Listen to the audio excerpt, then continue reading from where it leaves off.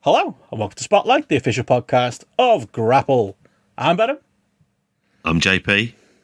And I'm Gareth.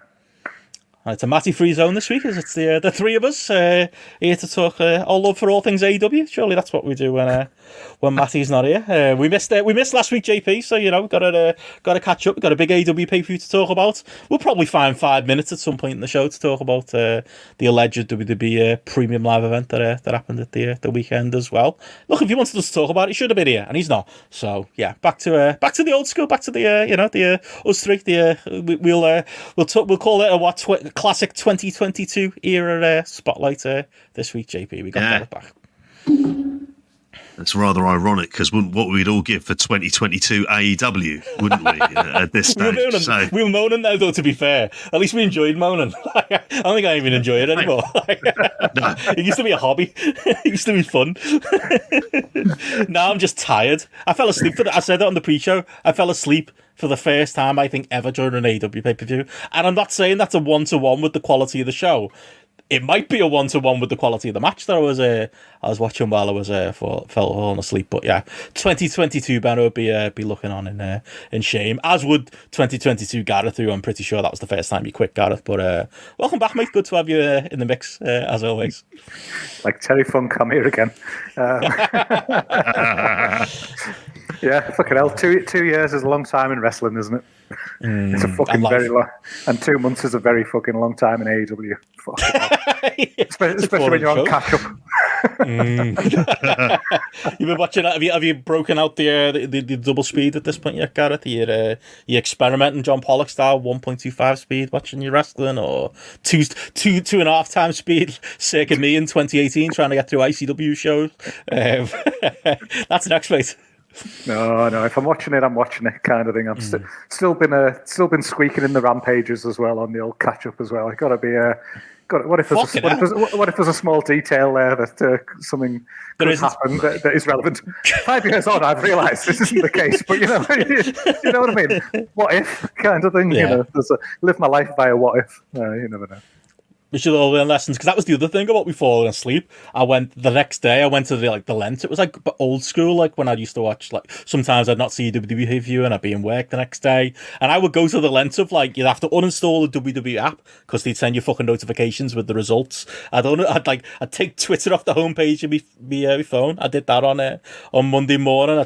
I even took our Discord off, JP. I turned off notifications on our Discord just to avoid spoilers to the most predictable AEW show on record, and I say that because I won the pick'ems on the Discord. Spoilers, joint one with I think there was 3 of us all together, you and I think David Sykes. Can't remember who the other one was, but I needn't a bother. But I'm like, you gotta stay alert. How was your Sunday catching up with several million hours worth of wrestling, JP? I was stupid. I was King and Queen of the Ring before the AEW pay-per-views. That's probably half of the reason I didn't make it all the way through. But yeah, I can't imagine staring down the barrel of a 4.5 hour Tony Khan show as particularly appealing either on a Monday morning.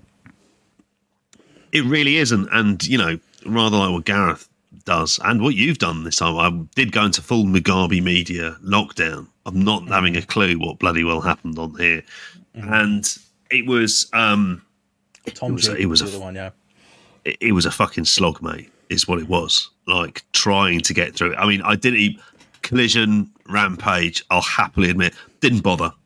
We'd previewed them on the weekend channel. Fuck that. And so there was almost like a clear stretch. Certainly on Monday, being a bank holiday, I think it was actually the time to be able to do it. I started watching it in the morning, and it was like, should we put that Dark Matter that's on Apple TV, love? Should we put that on instead for like an hour or two just to sort of break this up? And that's what I did. And then I ended up watching like the second half in the evening later on. And it just goes to show that it's just at the minute it feels like a slog. And I think this pay-per-view, 4.5 hours, it's a stupid amount of time for a show. Like that really is. It's inexcusable, I think, in this day and age. And really, if the podcast doesn't go 4.5 hours, that comment won't age well. But I agree. 2.5 to 3 hours on the other hand, cracking. Yeah, I say all good. Always the perfect time. Why not? How do you fit it in, Gareth, when we make you join these shows? Like, where in the day are you fitting the hours to catch it up on Rampage, Collision? Never mind these fucking pay-per-views, especially now, the once a month. Like, Jesus Christ, like, yeah, you must be stood at like the sidelines at like footy training and stuff like that, JP style, like with the phone out. There's a bit of that going on, but it's like things like yesterday morning, like, so what day was that? Monday, bank holiday Monday morning. I knew Double or Nothing had happened, but I hadn't watched Collision or Rampage, so while I was up like dead early and I could have been watching Double or Nothing yesterday morning, I was like, no, got to watch Collision, haven't I? Kind of thing. Got to get the proper feet into it, sort of thing. So then when it got to today and I hadn't actually started Double or Nothing, I was like, oh fuck, I'm just going to have to take an impromptu afternoon off work here and just like make up the time at another point. So having took the afternoon off work, I still didn't finish Double or Nothing in a normal working afternoon time, and I was like, this would have been like literally impossible if not for being able to do that. Just absolutely wild. To like far too much fucking content. Whereas then when I switched WWE on to watch that one Randy Orton Gunter match, and I saw the runtime on their show, I was like, there you go. I'll give WWE a lot of shit, but when I see a runtime that's as fucking short as that, there's a big tick in the box for them. Not that I'm going to watch it, but like, you know, the full thing. But that still, was good, but still, like they could definitely take a few lessons off that if they're going to copy some bits of WWE as opposed to other bits that they do copy. I feel like we're already in it, JP, so we might as well carry on. I'll throw the plugs in when people aren't expecting it at some point. Go on. I'm like, are we at a point, like, it's just, like I said earlier, like it was like 2022, 2021 AEW. We are, you know, I think I said I was on True Heel Heat previewing the pay-per-view on Friday, and I was saying there, like, maybe it's a British thing. We just, you know, we like a moan.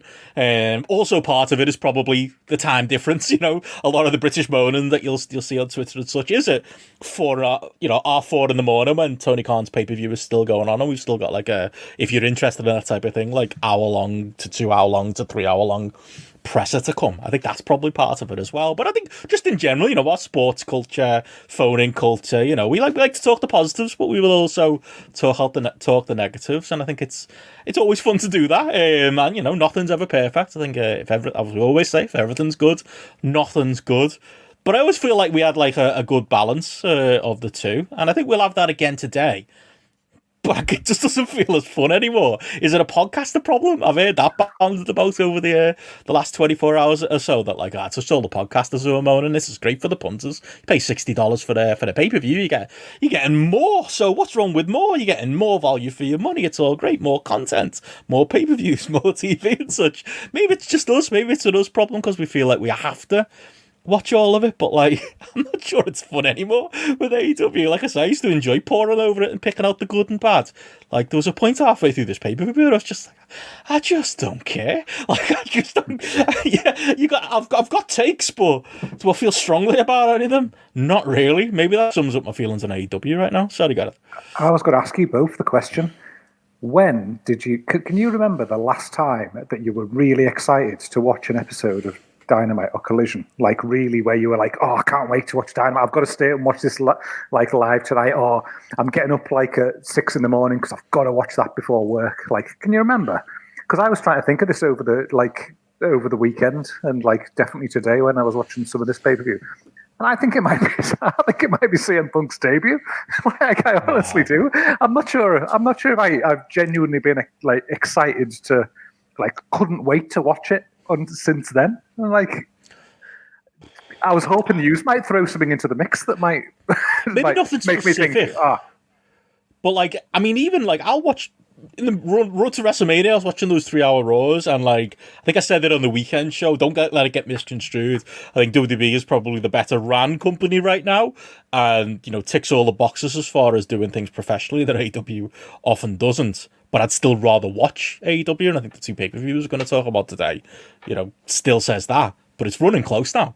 And, like, you know, I can go back, you know, even the doldrum years of WWE, JP, like, there's something, maybe I'm wired differently, but there's something for me where maybe I don't even have to point out, like, the CM Punk, like, coming back thing. It's just in general, staying up to watch Dynamite on a Wednesday was exciting to me. Staying up to watch the pay-per-views. I mentioned on the pre-show my horrendous blue ribbon story, but, like, you know, getting the snacks in and it being a pay-per-view night is still something that excites me despite everything.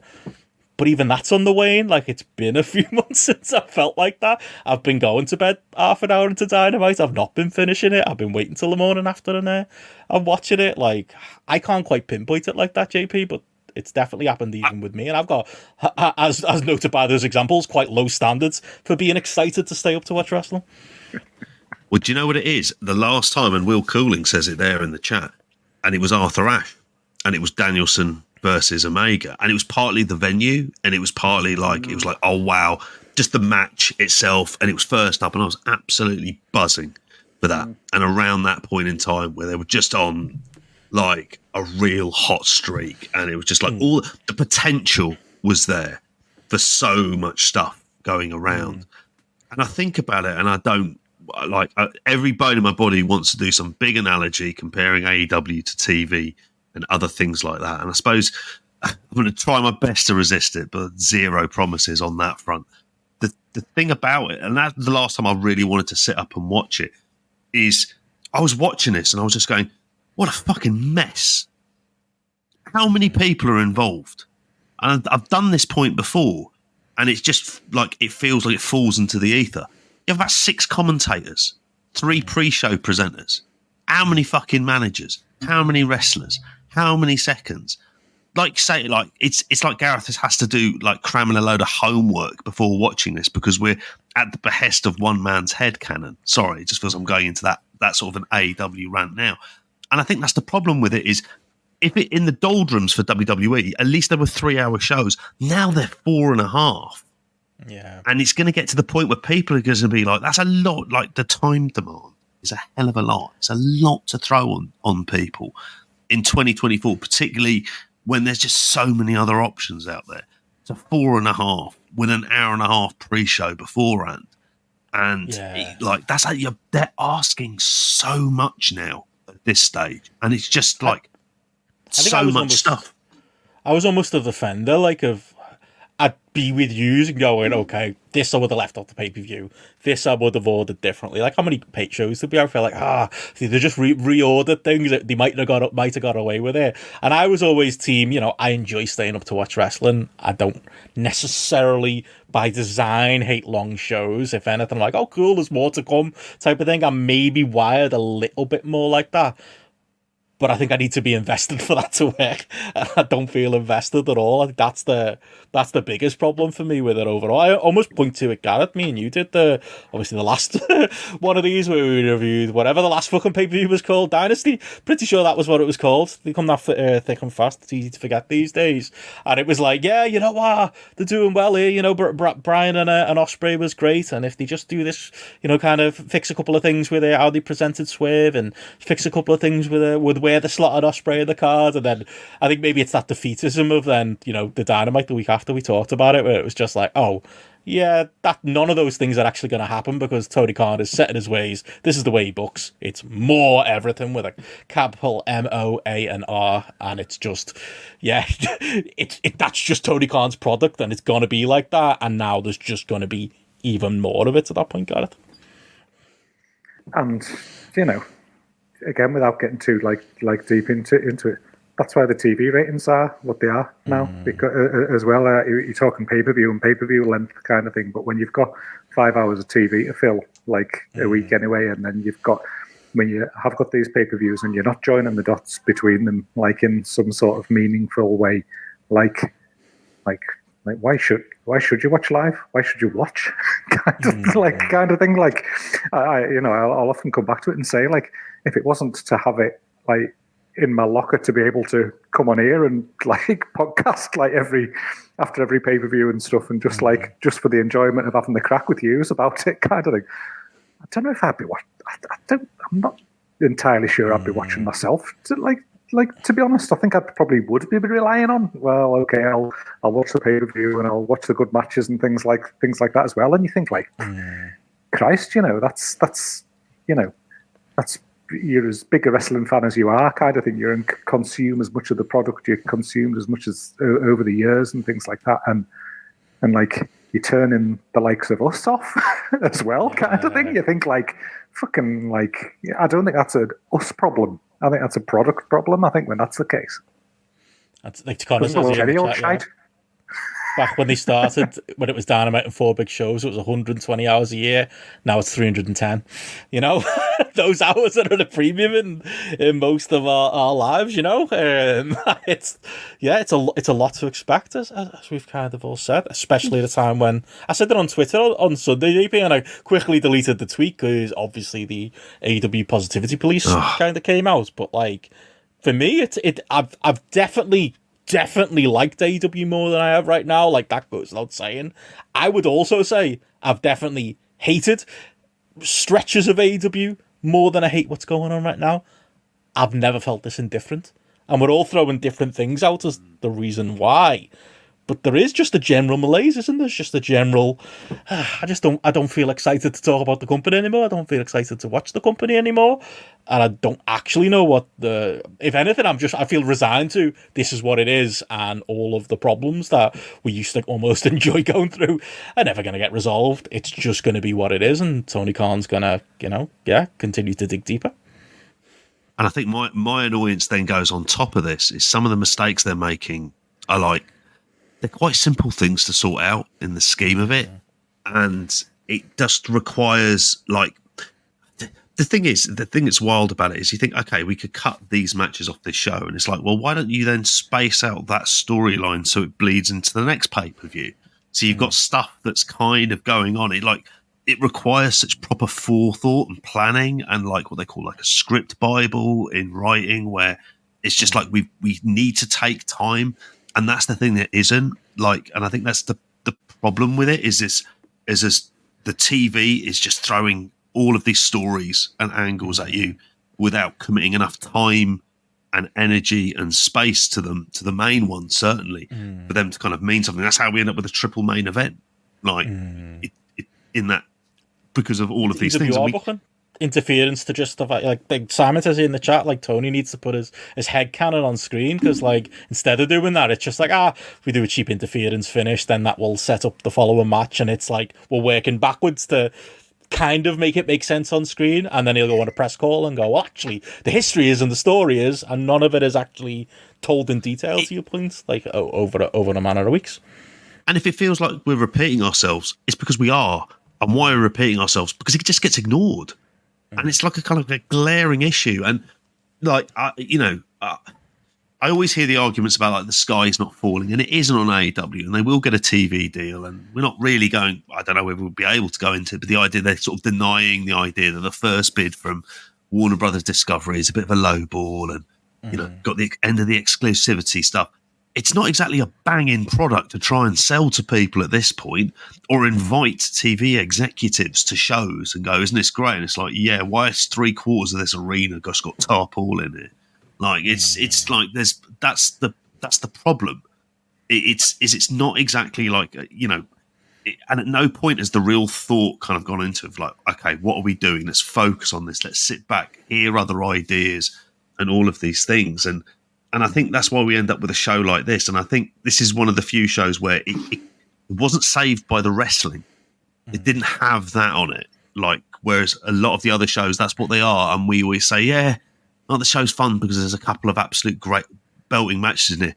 But the first half is just like an amalgam of good wrestling, but then becomes completely unmemorable with it. And they can't see the wood for the trees in terms of Tony Khan and the other people around him.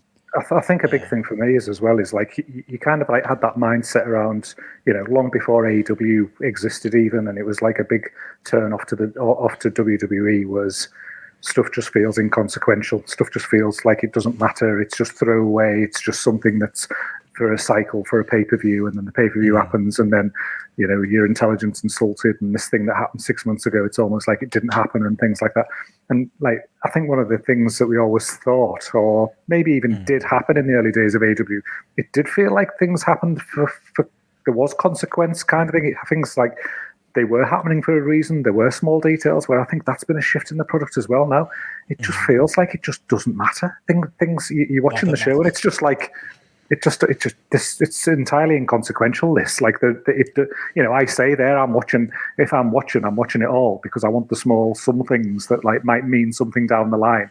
They don't, and it never does, kind of thing. And it's and that's when you're like loose. As soon as you get people thinking, "Why am I watching? Because does this actually matter?" Then as soon as you start to get yourself in that mindset, then you don't watch, do you? So, and that's where I feel I feel a little bit like in a WWE of old mindset with it, that there's just no purpose. There's no reason, because largely it's not going to mean anything. I thought AEW moving to more regular pay-per-views, I understood the negatives. I understood it's Tony Khan, so they're probably still going to be 4.5 hours. You know, they weren't going to be like, okay, now we'll do a tag 3.5 because it's every month. I knew those negatives were going to come, but I thought there'd be a positive shift in booking. I thought it might make things more focused. And to your point, Gareth, it has just made things mean even less. It is just a mush of stuff going on screen of just characters and managers and wrestlers and belts, and there's 10 of everything, and like none of it necessarily means more than each other. Why does the whatever belt that Will Ospreay's got mean more than whatever belt that Cope had until the news story today? Like, none of those things are clear in the product, to JP's point before about those types of things being storyboarded or that world existing. It's just a mush of stuff where there's maybe more importance and less importance and stuff in Tony Khan's head, but you don't see it on screen, and it's just kind of convenient angles over and over again to get us to the next pay-per-view being sped up more than ever, and none of it matters. Nobody feels like, oh, they're the guys who would have cut above, that's the main event guy. Everyone's kind of in that big mushy middle of AEW, and as a result, you're just left with this product. And like you said before, JP, you'll probably cover it when the work rate is high and shiny big matches happen, shiny good matches happen. We forget ourselves, Ospreay and Bryan happens, and we kind of go, well, there we go, that's the AEW we love, and you can kind of almost forgive it. But when a show like this doesn't have that, and you don't have that distraction, it is just a bunch of meaningless wrestling, and there's people out there who can get themselves excited about meaningless wrestling, who can get excited about matches with very little stakes or very surface level stakes. But yeah, I think for the likes of us who try to look at it in a bit more detail and want to be more invested in it, it just isn't there right now, is it? No. And it doesn't feel like it's going to be fixed anytime soon, because I don't think that they see there being a problem. That's the thing. I've lost faith in it being fixed. I've lost faith in any change coming. This is just half a decade, lads. Half a decade, 5 years of it, They kept reminding us throughout the show, 5 years, and I was like, oh, fucking hell, yeah, it's been 5 years. If they ain't getting it right by now, they're never getting it right. When they've got fucking the dream roster, when they've got the 2017 dream roster of Shibata, fucking Okada, Ospreay, Omega, the Bryan Danielson, they've got all the cool wrestlers and stuff like that from before AEW happened, and they're still can't get the product right. Then you're like, this ain't ever gonna be right, is it? And you can cover it up with shiny debuts and shiny matches, and oh, look who's coming in now, and you're always going to remember that, aren't you? Always are. What did it take on the show?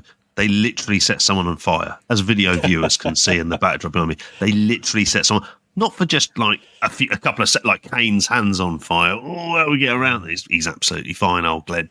Yeah, it's just fucking else. It's kind of impressive, but my God, we are resorting to this now at this stage. This is what's taking in order to kind of get the attention. And I think, I wouldn't be expecting we'll hear about probably a lackluster buy rate for it, and you'd be like, oh, 100%. Last thing to fall.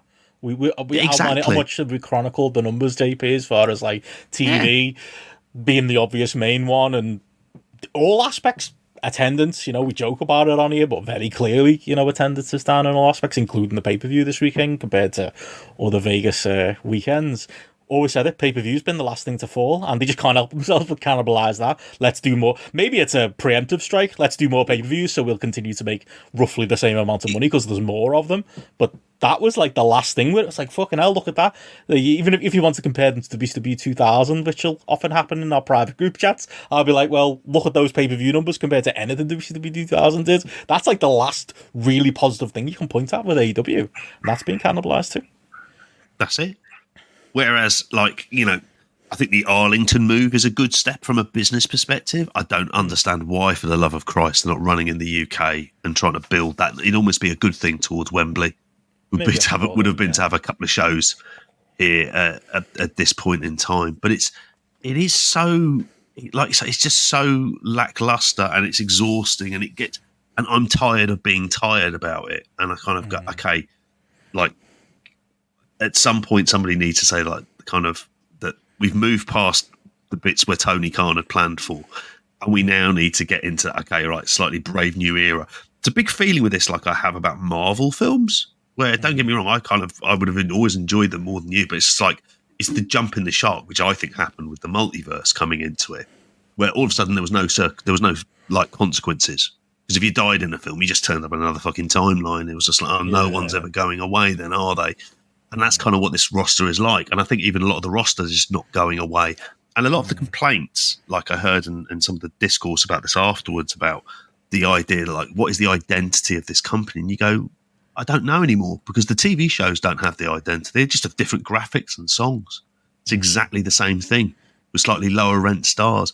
And that's a missed opportunity. It's like, shouldn't these shows look and feel different? Does everything have to feel the same? And that's what, sadly, I think a lot of like for this show as well. It's like it's got all the components of an AEW show, but we've been here before, and it's getting a bit tiresome. Yeah, a lot of interchangeable, an interchangeable gigantic mid card full of people who you're actually not half the time sure who's the face and the heels. That's another investment problem. There's just overall, why would you believe in any of these characters? Why would you be bothered what happens to them next? It points to that Marvel point, as you said there, JP. But yeah, glad to have you back, Gareth, for a nice positive, excited discussion about an AEW pay-per-view. But can't hide it. That is absolutely how I'm feeling right now. And like, AEW, like, I love talking about wrestling. I love doing this podcast. I promise you, it's not. This sounds like the end. It's not. We'll be moaning for many years to come. I hope a corner turns where, like, in a few weeks, I'm like, oh, I'm excited again. Or I watch a pay per view like this, like, hopeful that something's gonna change, something new is gonna come in. But yeah. Here we are. Sorry, what are you going to say? I just feel like I just come and sprinkle in a little ray of positivity every time I'm on a show these days. This will not be a show for the AEW good people. Matches good people out there. To be fair, they didn't have much to hang their hats on at the minute either. But we probably should get into the pay-per-view itself, and I think we've given kind of our overall thoughts there. Too long, too frequent. I think those are both going to be common complaints for us as a whole. And there was a real long stretch of middle of this pay-per-view, which I think exemplifies that. But let's go with like the big stories coming out of this, and then we'll talk the main event, and then we'll work our way through the rest. that slog in the middle that I think we all found on rewatch. We'll save that for last, but let's start with something that should be a positive. MJF's back, so all things are gonna be. I mean, I didn't enjoy pretty much anything MJF did at the tail end of last year. I don't think, based on his promo, MJF. I think he enjoyed it at the time, but he sees clearly as somebody who pays very close attention to the he's someone. He's not Tony Khan. He definitely listens to the critique, and if anything, maybe almost responds to it in too many extremes. But he's back, and I didn't enjoy his creative at tail end of last year. I would like him to be a heel, but AEW is lacking in big time stars and people who feel like main eventers. There's something fresh there, Gareth, in MJF being back. Somebody who's over, somebody who, is at the top end of that card. We can talk about his attire. We can talk about the fact that he dispatched Adam Cole in a few seconds in what seems like possibly the end of that. Fingers crossed. But I suppose the positive of it, is that he's, it's a main event character back in the mix.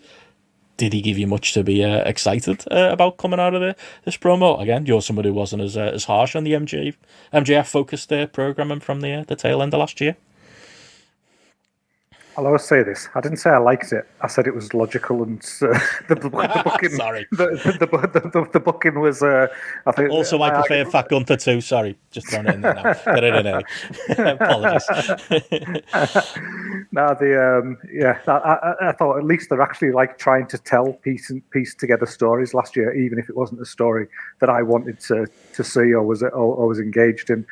MJF coming back here, like, I mean, at least he got a good crowd reaction. At least he got a big crowd reaction. It felt like, you know, they were all excited to see him and things like that. He was saying the right things in terms of like a change, but then he was contradicting himself a little bit, sort of as well, where it was like, there's no more ha-ha. And then he proceeded to try and get a few ha-ha pops out of people, like with a few with a few lines after that. So it was almost tried to be a bit serious MJF, but not quite kind of thing. And that always felt that immediately just felt like a bit of a red flag to me. In that, if you're going to go serious, be full serious from the off kind of thing. There was a bit of kind of the jokey pandering almost that came with that, but. Hey, you know, at the end of the day, like for a product, when you've got somebody who you can bring back who is, you know, over with the crowd, who's been given a fresh coat of paint to some degree, then you know it can only be a positive. Problem is I don't have any faith in how they're going to use him necessarily from this point, and how he's then going to plug in with maybe alongside some of the positives that there have been, or the more positive elements in the product of late. But was I personally excited to see him back? No, because like the MJF that I liked and the MJF that I thought was really good was the heel MJF, and it was that from the moment they started to tease that kind of like, well before the Adam Cole thing, they took something away with him when they were doing that kind of like half baby, half heel sort of thing where he was teasing a foot into that camp. Always should have just been like heel for life for me, like MJF, never stepping foot into that side. And I feel like as much as the crowd were positive to him, the character as a whole just feels diluted to what it could be now. And you can never go back. You can never ever go back. That's the issue, innit? Because I feel like I don't know, like he's saying with one part of his mouth, oh, you know, yeah, basically the criticism was right about the tail end of last year, but it feels like it's the surface level criticism he's listened to, because he's still doing that whole babyface act, and he's still, you know, doing those cutesy little lines. Like his promo was, up for me, JP, a bit all over the place. It felt like he stopped and started about three or four different promos, and it felt like he kept ending it and then carrying on. Like it felt a little bit unfocused for me, and a little bit like I'm not 100% sure he knows what he's going to be going forward. I mean, add on to that the fucking Triple H cosplay outfit, and add on to that the horrendous tattoo he decided to show off, and it didn't give me much positivity, at least for him being reined in and kept on a leash, because he's a man. He's like a lot of people on this roster. He's got a lot of ideas. Some of them are good. Some of them shouldn't make it to screen, and it gave me a bit of an inkling that some of MJF's bad ideas are still going to make it to screen. It would be one of those things where, like, it reminded me of the times when you'd see it occasionally happen in WWE, where I think like they'd come out between, it would be Vince, Stephanie, and Hunter all come out and say, "Yeah, we've not been good at all, have we, for fucking years? Yeah. But we're going to get better," and then just not do anything about it. It was like, I feel like he does it every 3 weeks. He played a part in this whole storyline. Like, we're not idiots. If you're working on the assumption of smart fans being involved with it, they know that he has a good amount of creative control, because that's what he would have dictated. And I think all of this other stuff that was like a sort of wink and a nod sort of got to what I thought was the bigger problem. He's coming back as a caricature, basically, and not a character. And I think the stuff which has always worked best is when, and it's never even, and I'm generally in agreement with Gareth, where you think, okay, we've had him as babyface, just want him to be a heel, and then a face in Long Island, because that is the character, and that's the thing that kind of works best.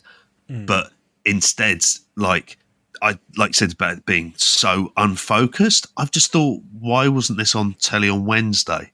Why wouldn't he make an appearance, and then you build up he's going to talk on Wednesday, and people know that he's going to talk as well?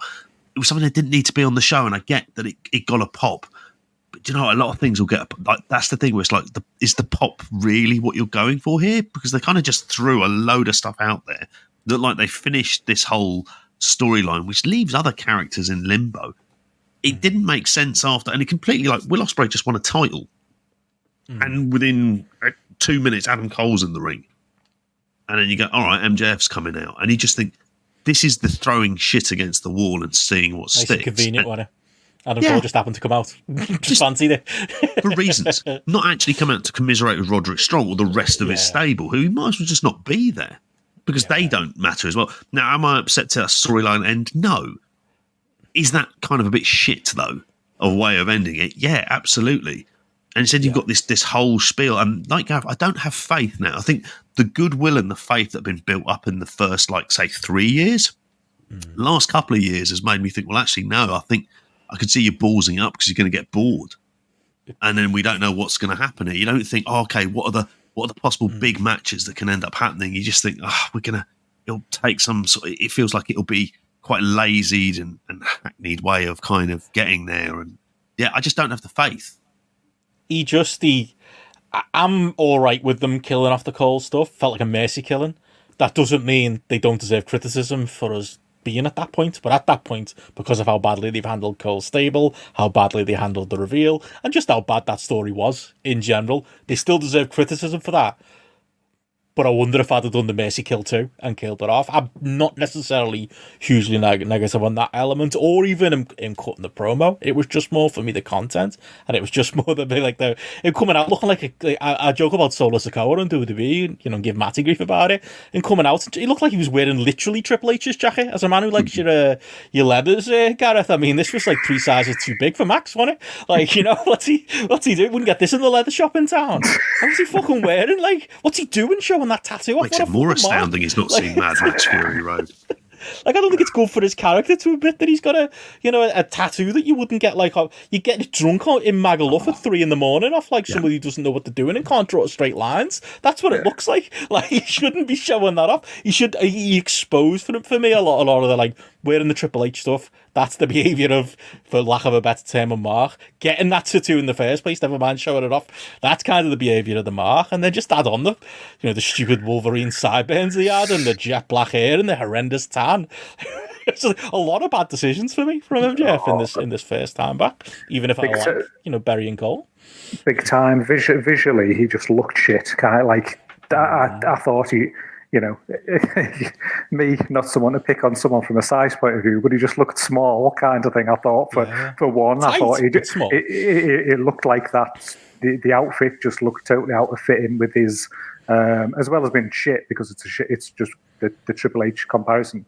But it just didn't seem like a good look, a good fit for him, kind of thing. Obviously, he needs to fucking sort out his spray tan person as well because that just looked absolutely awful as well. But then it's the other side of things as well. I won't even touch the tattoo, but it's the other side of things as well. Is the lame things that he just can't sort of steer away from himself, in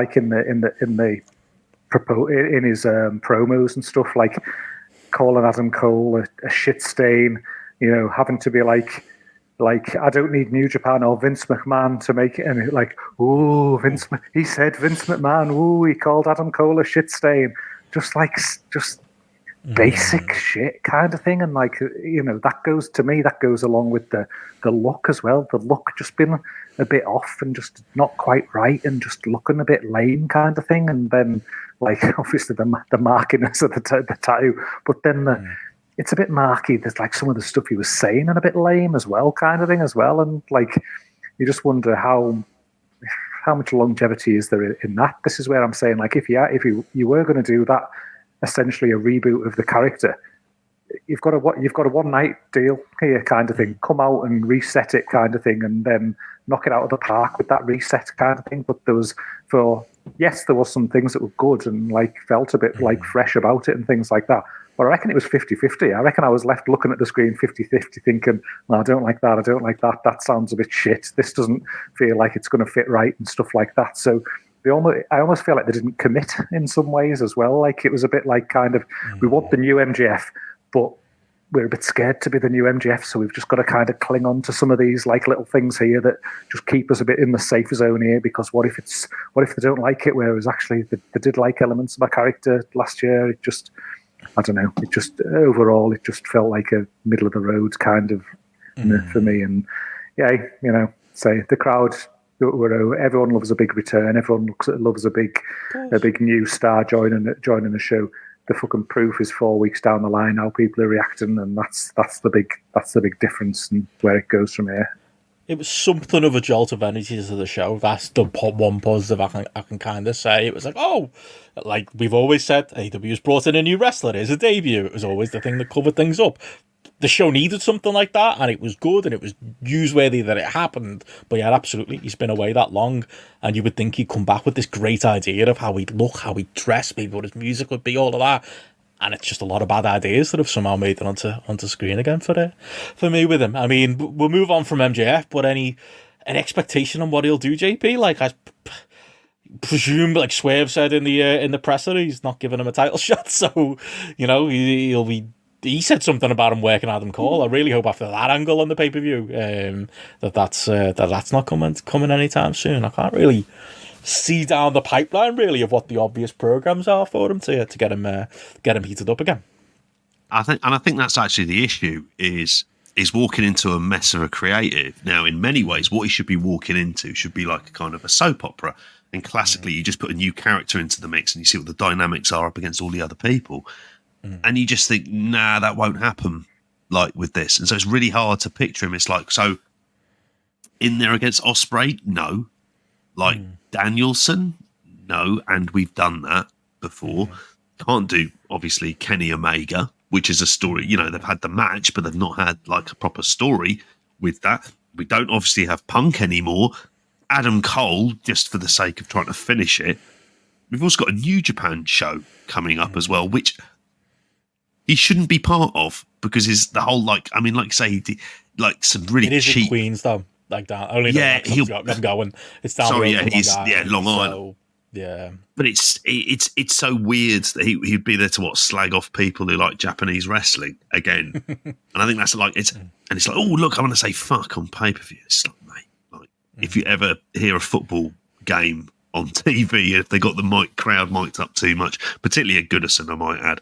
Like some of the language on there is like it's proper industrial, but yeah, I can't be enthused by where he could go because I just think if they put him in there with Swerve Strickland, what's going to end up happening? He'll overshadow Swerve, like, and that's the problem is it feels like he's walking into this kind of like weird landscape, particularly around like the singles division and. I don't have faith in the coherence of it. It doesn't fit. He doesn't fit into that kind of universe at this point in time. The problem is a WWE wrestler with an AEW tattoo, and he should have fucking gone. That's the thing. He's dropped the bid in Water 2024 as well. That's not a thing anymore. He just loves AEW and he's staying. I don't understand the thinking. Yeah, I've got no guess on where they go with him. I assume plucky babyface who wins one of these tournaments or battle royals to get himself a title shot is what they're gonna do. I really hope I'm wrong and it's not. But yeah, it stinks of the current booking. But unless there's more on MJF, we should talk the other big stories coming out of the show, which I guess is the triple main event. I should have it tattooed on me. Like I say, the line about if there's three. I've said that a million times on podcast, but it doesn't get any less true. If there's three main events, there's no main event. We had three main events here. Shout out to Chris Lene for that. We'll start there with those because otherwise we'll be here for 3 hours before we get to them. Should we go in order? Mercedes Willow was the first up of the three main events. We talked a lot in the build up about are they fully aware of what's going on with Mercedes? Are they fully aware of maybe some of the mistakes they made in the early placement of Mercedes, or were they mistakes? Were they the plan all along to get us to this point? I will say I very much enjoyed the match. Two of my positives coming out of the show were women's matches on this show, and I do think. It was interesting, at least at the start of the match. I don't know if you're our match breakdown guy, Gareth, but like for me, it felt like at least, and it was blatantly obvious at the start. Mercedes is literally doing. I've seen Joey Hayes do it in the Monaco Ballroom. The crowd aren't reacting, so you you finger poke the babyface and then sprint around the ring and let the babyface chase you to get the kids riled up. Literally, Mercedes did that. Like if there was any more like big neon sign, please boo me, please cheer Willow instead. That was it right from the word jump in the match. Don't think it was consistent through the match. She definitely kind of leaned into some babyface tendencies more later on, but maybe that was an indication of what's to come. They didn't do the obvious turn at the end. She basically got a clean win with a little bit of a cover for Willow with the Statlander stuff. But yeah, overall I enjoyed the match, even if I'm a little bit perplexed as to where we're going with Mercedes, and 100% what they were going for in that match. I don't know if you picked up on the same things, Gareth. Yeah, I mean,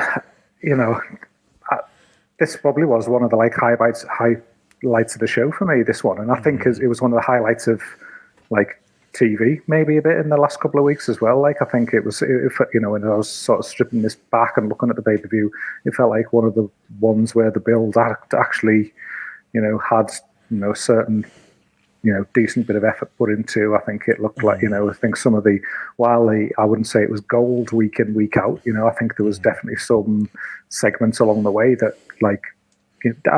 this was probably the match I was most excited about watching going into it, which is fair to say. Kind of the build has worked on some level to kind of have you feeling like that. I'm high on Willow. Obviously, I voted my wrestler of the year last year. Podcast. We've all caught up to you, Gareth. It took another 5 months for us all to join that fan club, but yeah, Willow Nightingale is the guy, as I've said a few times now. We're all on board, and that's probably been one of the main positives of this feud, that it's just given her more opportunities. She's had more TV time, she's had more interview time, she's had whether it's backstage promos, whether it's having a mic in front of the crowd and things like that, and she's only got better for it, and she's only getting better crowd reactions for it as well. And Mercedes is obviously coming in with the star level that she is. The crowd were on fire at the start of this. Given some of the shit that had been served up beforehand, then they were presented with this, and it was going bonkers at the start of this match. And I thought, I was fucking delighted, because what women's matches can sometimes be like with live crowds. They don't necessarily get the reactions that they deserve, and they're almost treated like secondary, whereas this actually did feel like people were viewing it as a main event a match as well, which was a big positive for me. I thought, from a work point of view, yeah, I totally agree with you. I think Mercedes was trying on the heel stuff, but naturally some of the moveset and things like that, you find it hard to they are going to get popped, especially when you're as kind of the level of star that she is.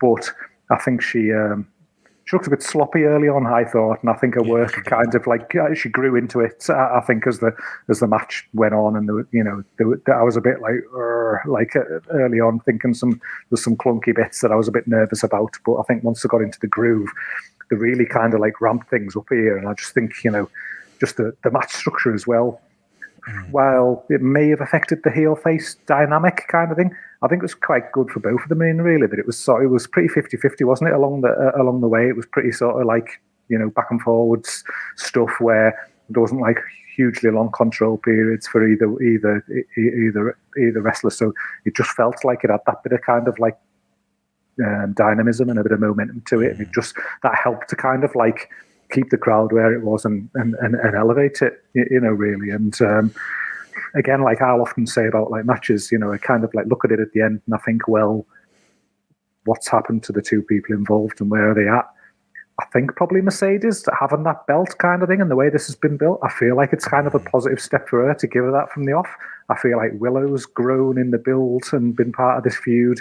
She grew in the match. It was a good thing for her. The angle at the end of the match was good for her as well, sort of thing. So I think just as an all-round bit of business, this is one that you can put kind of a big green tick on, really, for me, in both from a build, match, and then next steps point of view. It's probably one of the tightest things that they've achieved in recent months AEW. So I was pretty happy with it overall. Well, it was a big positive, I'd say, JP. I think I'd echo those shouts from Gareth. She's just been jumping off the screen as a promo, just as a presence, even here, coming out and getting a arguably bigger reaction there than Mercedes on her entrance. As long as it comes good, as long as Mercedes, we get that proper turn at some point and we get that rematch down the line that we talked about in the previews for it, I think I'll be happy. I think there's definitely light there for Willow Nightingale. I wouldn't call it a closed book here at with the finish here.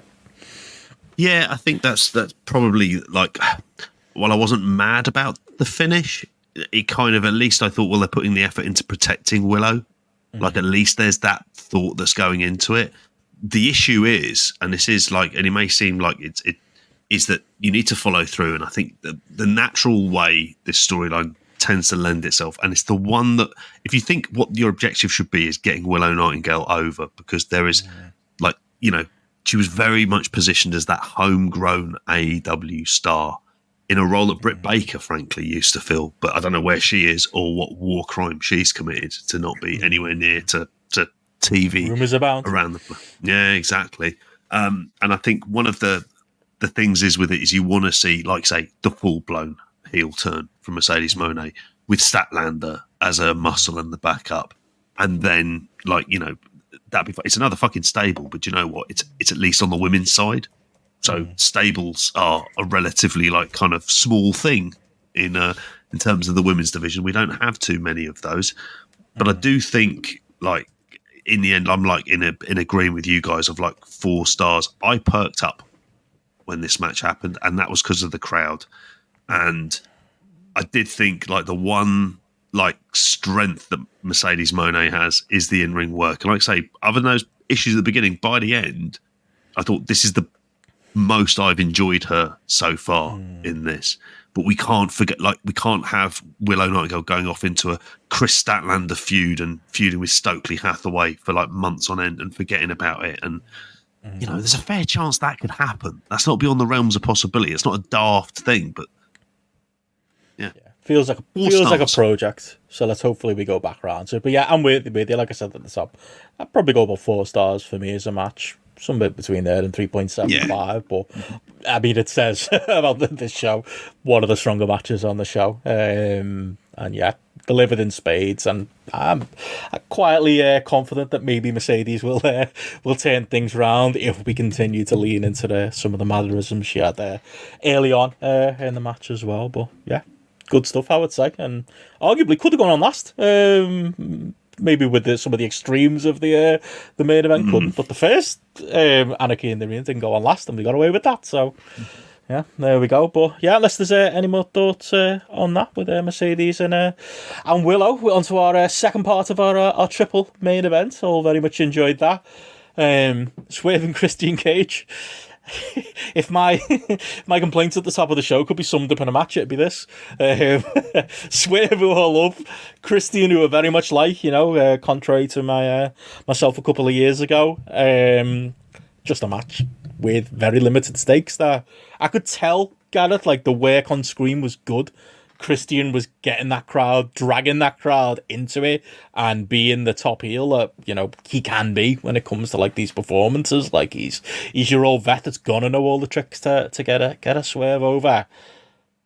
But all in all, it just, I mean, what stakes were it? Was there a person in the building, even Christian Cage, like the character, who believed he was going to beat Swerve Strickland here? Like, it was such a foregone conclusion. Add in the fact that it didn't go on last, so Swerve already feels like one of those WWE B champions, like a CM Punk would be in the, you know, you'd have the shiny belt, but John Cena would be going on last. Again, you can make the excuse Anarchy in the Arena goes on last, but again, that is not necessarily historically the case. I think it more speaks to the fact they didn't have a proper world title match for a Swerve, and yeah, it was functional. It was at times very good. I think if you were watching on mute or parachuting in 5 years and watching this one back, it's probably a type of match you get a lot of enjoyment out of. Just mainly the work of Christian and the babyface work of Swerve himself. But was I interested? Not really. And watching this back the day after was a bit of a struggle. What say you, Gareth? Same. Like, again, like, this is one that it just felt pretty sort of dull watching this one, and especially when it came off the back of the Willow Mercedes Moné match kind of thing. Like, you were thinking, this is the men's world title match now. This should feel like it's on that level, but it never on that level. But it never did from a crowd point of view, from a match like engagement point of view, or anything like that. It felt like a step down from what had just gone before. So, like, where you make the point about Willow and Mercedes could have gone on last, it was more deserving of going on last than this match was. So when you talk about the triple main event, this was probably the lower on the totem pole almost for me when it came to that. And I think it's kind of like indicative of the Swerve title run so far, because, you know, obviously I think amongst the grapple lads, I've always been the lowest on Swerve's ability to be a main event wrestler kind of thing. I've always thought, yeah, he's a very good upper mid carder or that level, but I've never saw. But open-minded enough to give it a chance. To your credit, give it a go. But like, I never thought. I've never had the feeling this guy's main event anything like obviously that Hangman match absolutely loved, and I feel like I was hoodwinked a little bit by that match, and I remember saying strap him up now kind of thing after that, and then it was like cold like a day. You're like, actually no, that was just an incredibly violent and brutal match kind of thing that made me feel like that.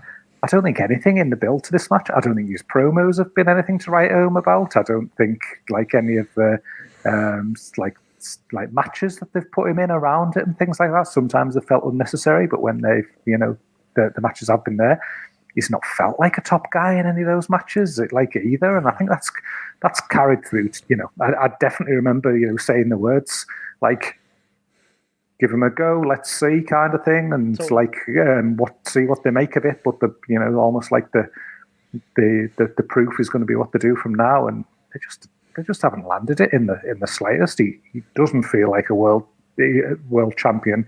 He doesn't feel like a main eventer. And that's how this match just felt. It was a perfectly adequate wrestling match with a heel babyface dynamic and a good old pro, as you say, like Christian doing all the the right things to get the crowd behind Swerve, with a nice bit of interference thrown into the mix along the way, just to give you kind of like that added level of feeling there. Obviously, they tried it again just to like something, given Swerve the special entrance with the Warriors entrance and things like that, just trying to a bit of elevation and things like that around that, which I'd always argue your world champion doesn't need that. Shouldn't be having that kind of bells and whistles cosplay element to it. It wasn't great cosplay either. Thrown into the mix either. So it was almost like they tried, but they didn't try hard enough with that. And should they have tried in the first place? Probably not. It always makes you think what you're trying to mask here. If he can't just come out and be himself, kind of thing, the world champion. Like if he needs some other string to his bow. But again, I don't even agree with you there about if you dropped from another planet or in 5 years you went back and watched this match, it would just feel like a match. And if you didn't know it was for the world title, you would never know it was for the world title, because it never felt like it was for a world title, and that's a big problem, I think. It was funny because obviously Floyd Mayweather's at ringside, isn't he, for this? And like Swerve said that, I think he said that in the presser. Oh yeah, Swerve, Floyd's people were shocked when I told them I was the world champion. I was like, yep. Maybe they watched the product, mate. It's tough because I like I say, I think I'm on the other end of the scale, positive of Swerve's potential as a main eventer, but not blind to the fact that like his momentum was sapped before they gave him the belt. It felt like it was gone. Maybe that was covering for a lot of things, like that star power and that just feeling of this new hot shiny thing, and he didn't have that to support him. So yeah, he's a world champion, JP, who has got an uphill battle, who is not perceived as a top guy yet.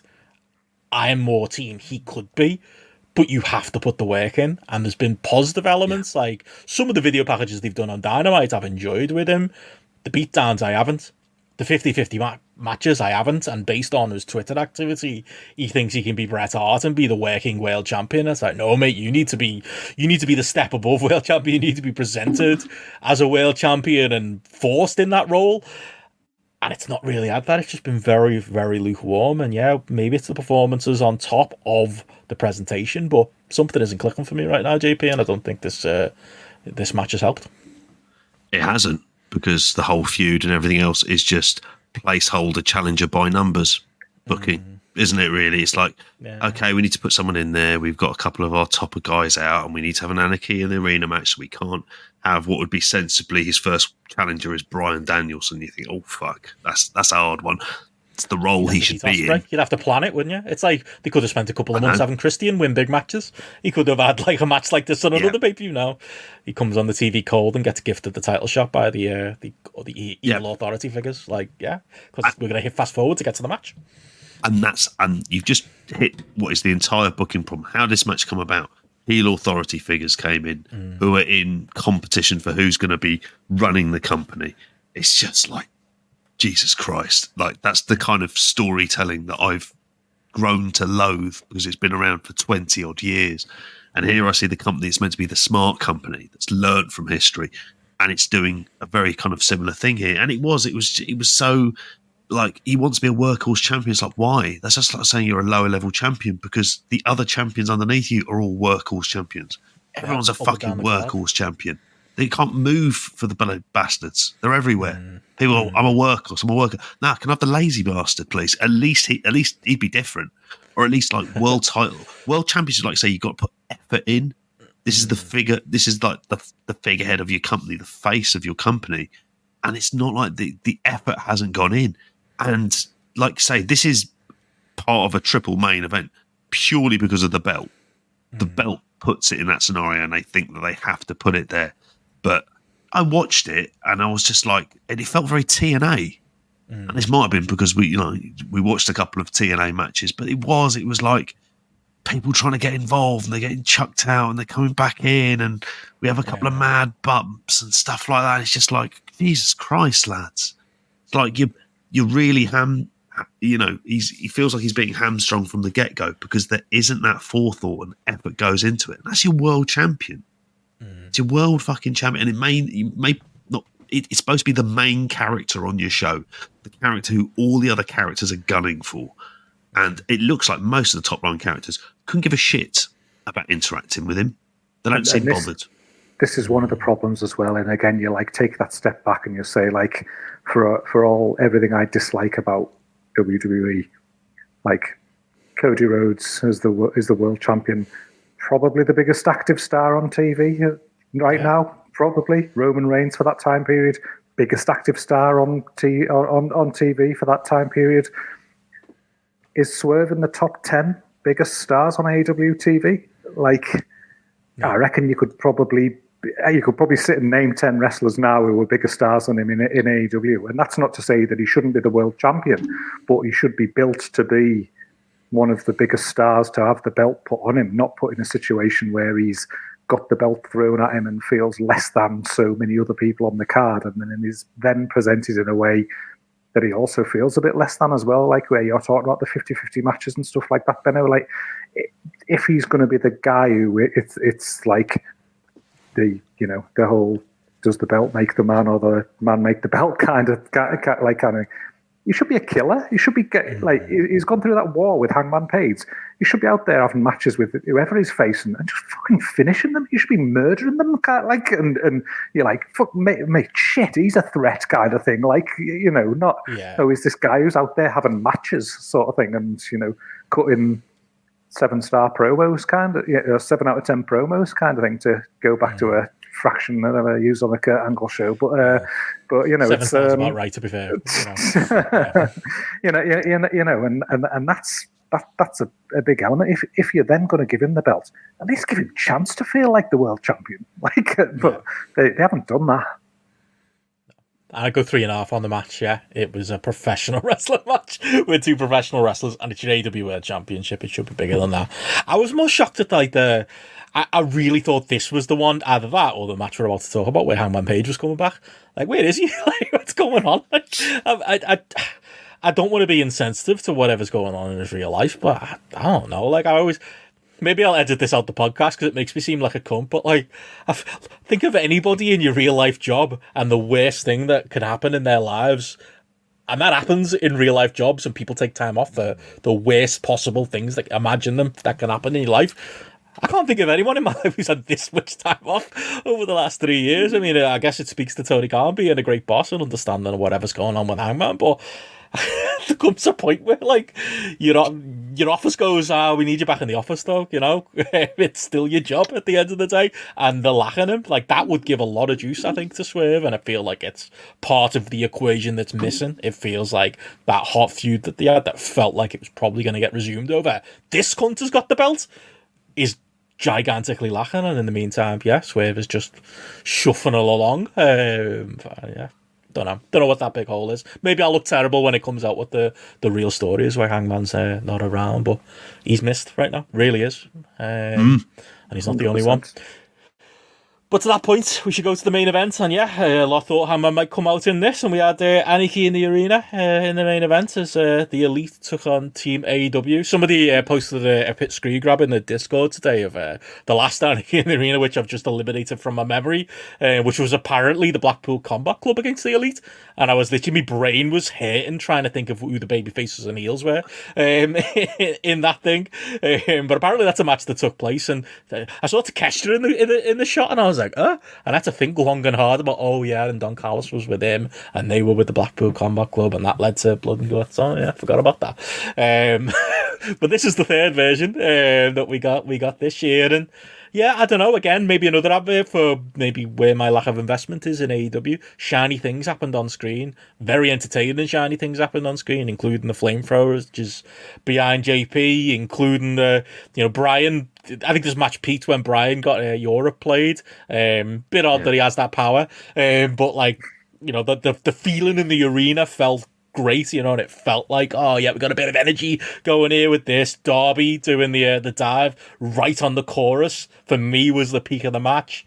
And there were a lot of other big high spots we can get into in this match that were very enjoyable, but it did all feel very, kind of performative to me, where it was like a fun stunt show, but not a stunt show that I came out of going, I'm annoyed the baddies won, or I'm invested in who's going to take on the future. It's still kind of vague to me, like what the Elite got out of winning this. Do they now run AEW like uninhibited? I don't really know what kind of the point of was the Elite versus Team AEW, but shiny things happened on screen. Overall, I had a good time with it, but popcorn for me, Gareth, on this one wasn't necessarily, at the end of it, feeling particularly invested or wanting to see what happened next with this feud.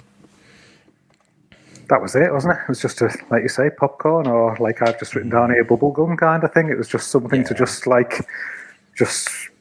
tasty consume. Bubble. Was it enjoyable? Yeah, absolutely, kind of thing. Like, did it feel? Was there like things in there that like really kind of like got a pop out of me? Yeah, was the things that like you thought, that's consequential kind of thing. That means something down the line. That's something for me to invest in this match. Probably not. Did a lot of this match just feel like a total retread of like the matches, the Anarchy in the Arena matches that have gone before? Absolutely, kind of thing. In the end of the day, was it a good way to end the show? Probably. I think I ended the show like that, with a smile on my face, with based on what I saw in this on this match. But at the end of the day, you just kind of like hark back to this idea of like, this is your main event. Did it feel like something that had a massive load of meaning about it? Did it feel like at the end there was some definitive point to it all, kind of thing? Like, absolutely not, kind of thing. It just felt like it was, you go to an indie show and just watch a fucking, fun spot fest 12-minute opener kind of thing that just like, you're enjoying, gives you something to get into, but you don't think about much further than that, really. And that was the same with this, really. Again, a lot of spots that, that's a nice dive, that's the brawl in the crowd, the old, driving the car thing, the flamethrower and all that. Lots of little like kind of like, fun little high spots, but no more meaning than that. Does it need to be more than that? I don't know. Like, probably if it had been built better, yes, kind of thing. But with the level of build that it had and not feeling like it had a stack of consequences about it, maybe not. I don't know. It just sort of, I didn't feel like I wanted to come on here slating it, but equally I didn't want to feel like I wanted to come on here going like, that was absolutely fucking like immense. It was so unique. It was so innovative, or anything like that. It was like it was good, and that's what it was. In another world, I would say it was a good time, and this show kind of needed a good time because there were a lot of long stretches of the show that weren't a good time, but it was also a show that was lacking meaning for me, JP, and this kind of fits that mold too. Don't know what you thought of it. I think you've said it there. This encapsulated probably one of my issues with this show and AEW generally, and I've sort of hinted a lot. It's hard to care, and I think for this, when I'm watching someone get set on fire, and I'm just sort of going, oh, okay, they got him put out pretty quickly, and I just sort of moved on. And I thought, that's mad that we're getting to that point as well. And I can remember things about like because I think when we say that like this is the third Anarchy in the Arena, it's very easy to get it confused with Stadium Stampede, which is effectively the same match. Yeah, definitely that last year. Yeah, that All In one was basically this. Like, yeah, it's the same kind of stuff. I thought a lot of like the kind of the van spots were just a bit weird. Generally, it's like, why is there? That looks like a terrible like shelter that like someone's made them. They might be living in like fucking Stig of the Dump style, and he'd just been hit and he's knocked out. And I thought, have I missed something? What's going on? Like, and there were things like that, and he was. They say it's like it's enjoyable, but we've seen this. And we've seen this several times now. Was it needed? Yeah.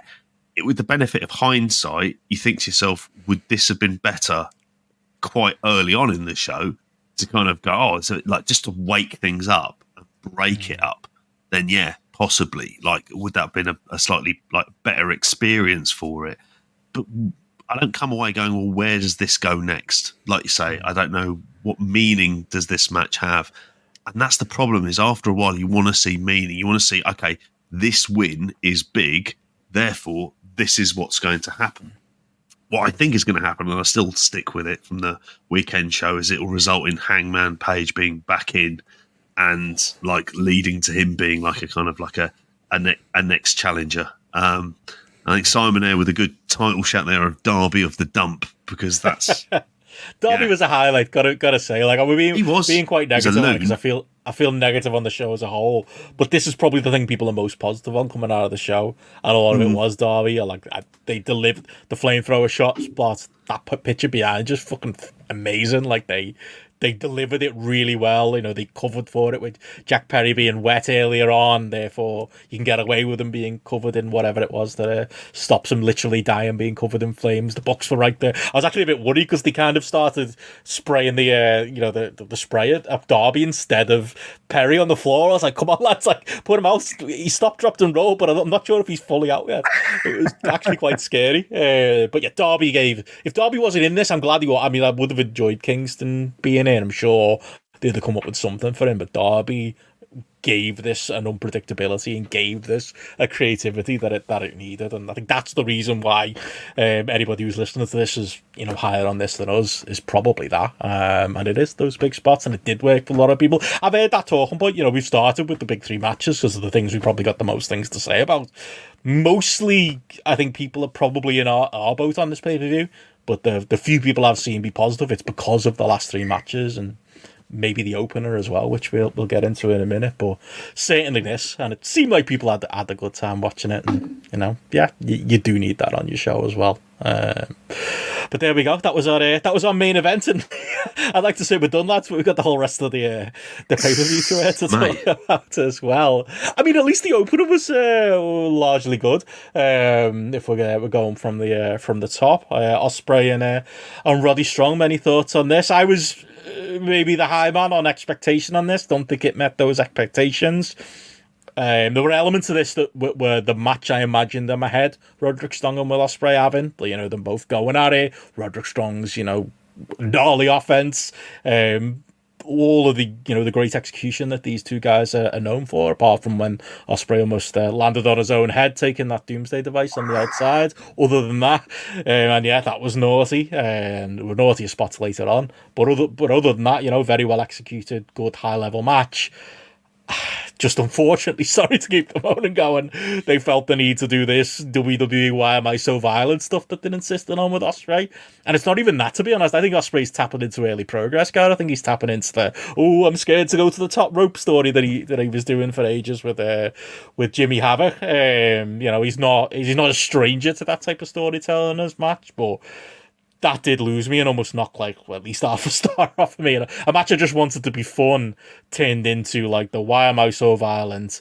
I don't want to hit my professional wrestling move that's unlike all my other professional wrestling moves, despite the fact it's one of my professional wrestling moves that I most often have people kick out of. If anything, less deadly than some of the other professional wrestler moves I do, yet the referee has to stand in the middle and be all melodramatic about me using it. That took me out of it. I hate that. Doesn't really make any logical sense within kayfabe, and it kind of ground the match to a halt that was outside of that, a fast-paced, good match, which this show needed. I think was lacking overall, Gareth. But what say you on this one? Yeah, I mean, it set me off, like, starting to watch this show was like this coming out as the opening match. I was like, oh, good, like, this was, perfect choice to start the show. And then, with the match that they delivered, largely just again, it had me feeling like really positive because I did like thoroughly enjoy this. I thought there was a great dynamic between the two. Just general kind of like chemistry from the way that they both work just feels like a natural fit for each other. I think that obviously the pace that they worked at as well, it was something that was just it just felt like it was kind of like 100 mile an hour, literally straight from the off with the jump start from Ospreay as well. They just felt like they very much just feel like perfect opponents there. But again, not to date this, but I almost had our Angle mixtape coming back to mind at the end when I got into this. YouTube.com/@grapple. There you go, working those plugs. But it was just a fucking melodrama at the end. It was just the fucking like hammy acting kind of thing, the crouched in the corner kind of thing with the turnbuckle pad as calluses in his ear, and then as Will Coolan saying in the chat there, like he hits people in the back of the head with a naked elbow kind of thing, like a move that he's prepared to do, but not do that move. It's illogical. It just doesn't make any sense. And then to have a match that was as well worked as this, then it has to sort of like peter out to that lame storytelling kind of thing at the end around it. It just takes so much away from it, and you were just left thinking, God, could we not have just avoided that? And could we not have just had like Ospreay and Roderick Strong just go to 100-mile-an-hour finish and have a decisive finish kind of thing, and then we'd be sat here going, oh, brilliant, what a 4.5-star match that was kind of thing, to that degree as we know they're going to deliver. But instead, I was just left at the end feeling like, when the fuck are they going to prize Callis away from Ospreay, which feels like it should have happened he's the last one to catch on, isn't he? Weeks, months ago kind of thing. Why is that still a thing? Why are they still interwoven with each other? Like, it's illogical. And face your pull and JP, I'm guessing you feel pretty much the same. I hated the ending of this. I just thought to myself, we were in sports entertainment, Shawn Michaels, let's stare into the hand shit. That's where we are with this. And I thought to myself afterwards, I was like, in my head, if you're going to open the show with this, 15-minute sprint, both capable of doing it. You could have had a phenomenal sprint, and he would have gone from the jump start, but all the shenanigans, including the fucking botched Doomsday device that nearly killed 2 people, was just like such a bad idea and pointless as well. It was just like, what's going on? Don Callis or all that sort of bullshit as well at the same times, and it was like, all for what? What belt? The international title. Who Mike gives? defended in Rev Pro, mate. We're going back in time. Like when that bet about Ospreay returning to Brit Res before the end of the year. Like the comment on screen here, like it says the international title is what you give to Ospreay to soft launch him, but you do it a year ago. Yeah, but it's also a belt that shouldn't exist, for being honest as well. So like, just have a match that goes to a clean finish. It's just a fucking awesome sprint. What is wrong with that? And honestly, it's bad, but it's just sports entertainment stuff. And you go, well, you're banging on about like where the best wrestle. It's like, here you've got 2 guys who could conceivably put themselves into that category, and we're not going to let them wrestle. Why? Because of reasons. I'm not against them even injecting story into that, because like I said, I was quite obviously cold on this because it was Ospreay coming off the Bryan match and this is what he's doing, but I was like, but at least match good, so great. But I was still a little bit underwhelmed. They did inject good story into it. That backstage promo with Roddy and Ospreay bringing up their personal history, that story, you could have just used that, but instead we've got to tell a story about Ospreay being too violent, and we've got to tell a Don Callis story, and it's just hat on a hat to go rich fan. And like Steph says in the chat, you'd want Ospreay winning the belt should be a big deal at AEW. And it should be the big one. It shouldn't be him being distracted by this shiny gold. I think people are hopeful that it's the start of a belt collector gimmick, but it sounds like he's going to be going to Uganda or wherever to collect belts. It's not necessarily that he's going to be looking at the AEW TNT title or the other belts that need rounded up on the way to a world title match. I think this feels like a distraction for Ospreay. I could be totally wrong, but yeah, that seems to be what it is. And it's leveling him out at a lower level on the card than his hotness right now requires. I'm fearful that the big Will Ospreay match, and it'll be great, don't get me wrong, but at Wembley, I feel like it'll be him and Takeshita for the international title. And is that really the best use of Will Ospreay? And it just feels to me that that's the direction we're going to end up going in. You should put him in a 6-man, mate. Tell a little story with that. Why not? Yeah. All those characters haven't been in a ring together since New Japan. It's such a big story. We'll never talk about it. A load of idiots tell us why it's brilliant and why we don't appreciate fucking trios. We're still talking about that to this day, aren't we? When Kota Ibushi and Hangman Page were stood in the ring together. Yeah, whatever. Well, at least more small mercies. That fucker's not about, is he? That's where my head was with it. I was just thinking like, okay, then hopefully this is like Ospreay and Okada then, and they're going to merge them two belts or something like that, and that's where your head goes, and that's where you that's the logical side of your brain stepping in to try and fix the AEW problems that we know exist. But then equally, we know that they've got no desire to fix those problems because they don't see them as problems. So that's not what we're getting, kind of thing. And that's where you then the faith and kind of like the things feeling consequential side of things. That's where it then like sort of falls by the wayside for me, because logically this should become a route to Ospreay as probably feeling like one of the top 5 stars in the company right now, top 3 probably. If you need to move fast, Tony, and something that's something he's not been good at in the past. He delays things too much, and yes, I'll always talk about like the idea of someone moving through the card and like growing organically and something like that. That's probably for some people the right thing, but when you've got the crowd going nuts for somebody who they clearly see has been like the best wrestler in the world and getting massive ovations and putting on the best matches out there, when you've got Wembley around the corner in August, he's got to go straight to the top, like at this time. And and who's more worthy of holding that world title right now, Swerve Strickland or Will Ospreay? It's not even a question. Like, it's completely Will Ospreay should be in that position. Is he going to be by the time that comes around? No, he's probably going to be having diminishing returns by that point, as he's like tied up with Don Callis and in some kind of feud around that, and they'll put the world title on him in 12 months' time or something like that, when he's nowhere near the level of hotness that he's got right now. That's sadly the only way I see things going, because Ospreay's the best and he should have the belt.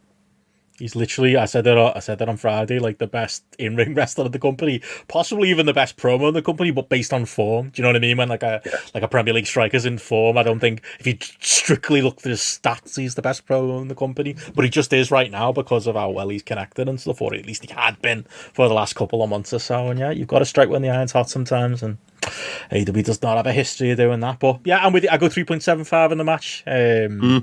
But I wanted to go 4.5. I wanted to go 5. Like I was flirting with 3.5 because of how much I hated the amateur dramatics. But there was a lot of good in the match too. It got derailed by the end. I did go 4.25. I didn't like the end kind of thing, but the work up to that point I really, really enjoyed, and even the interference side of things didn't grate on me as much as it might have done, like the Callis stuff more so. But just for the work between the two, it made it go that high for me, and it should have gone higher with a better finish.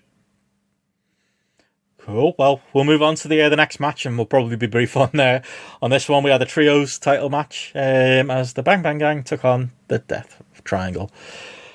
Yeah, Bang Bang Gang won. I'm happy. I'm happy to see Juice back. I enjoy that stable. I've said that a few times. If they were all slotted where they should be, and Jay was higher up on the card, and Juice was the comedy undercard, Arn Anderson type in the stable, and the Guns, they entertain me well enough for their level. I'm happy with them as a stable. I'm happy to see Juice back, but I wasn't happy to see a trios title match on the pay-per-view, and it was a match. Could have been on the pre-show, could have been on Collision, dare I say. That's all I've got to say about it. I imagine you two don't have much more. Go on, JP. It's your favourite subject. Trios titles. And our 6-man tag correspondence here in the building, so we might as well. He's our Brian Keith correspondent. I'm building up to that. Mate. Oh, don't. I've been fucking... my notes. You can tell what it comprises of on that. Somebody reminded me in the Discord, by the way. Do you know who got the win in the Anarchy in the Arena match last year? To elevate him to that next level. Wheelie Utah, mate. All the JP's plays are winning. I know. How much money has gone into investing in that bloke? Fucking hell. This, I mean, there's been like a lot of things said about the amount of people, and there's even a news story about this where people have been very upset about in AEW just being positioned into the same spot. And I immediately, my mind has got Death Triangle in my head. And it's awful. In fact, you see more of Alex Abrahantes because the bastard's on commentary, isn't he? So he's beside them there occasionally when they're ringside. Like, Leave him there. Sakes. Fucking hell! I know. Like that's just basic competence in it. Like you've got a cool looking badass stable. Like Pac shouldn't have friends in the first place, but if he's gonna have them, okay, Penta. Maybe not Phoenix. Can't see them go in the bar. Alex Abrahantes, he should be tolerating and breathing the same air as him. Like it just makes no sense. But it's Alex Abrahantes has always been there, and he's a nice bloke backstage. So let's carry on doing it. That's that stable summed up. Like Pac is the most obvious character. You'd make a lone wolf, isn't he? The most obvious guy. Like how long have they that direction? Yeah. How long have they been around Death Triangle? At this stage, seriously, like how long as a group? I'm just having a look on here. People were excited to go back together, like it was a big reunion. Is it? All those glory days of Death Triangle. Mate, they've been around. Do you know how many years they've been around? Oh, go on. Seriously, you want to know? Yeah, go on. Over 4 years. March, you know what? I should know that. 2020. Because they've been going so long that when you play the AEW game, which by the way you can get free now on PS, like the first story you play is where you're fighting them, and like, well, that's how fucking old that stable is. Jesus Christ! Right. How many DXs is that? How many prime era? Road Dogg, Billy, Hunter, X-Pac, or the Hunter and Shawn Michaels version? It's like 10 of them, innit? They've been going stable longer than like Ultimate Warrior's run. Or Steve Austin's run on top, like for them, and they've come a long. Have they come a long way since Have they come a long way since their first match against Joey Janela and Private Party? That's how long ago we're talking about here. That.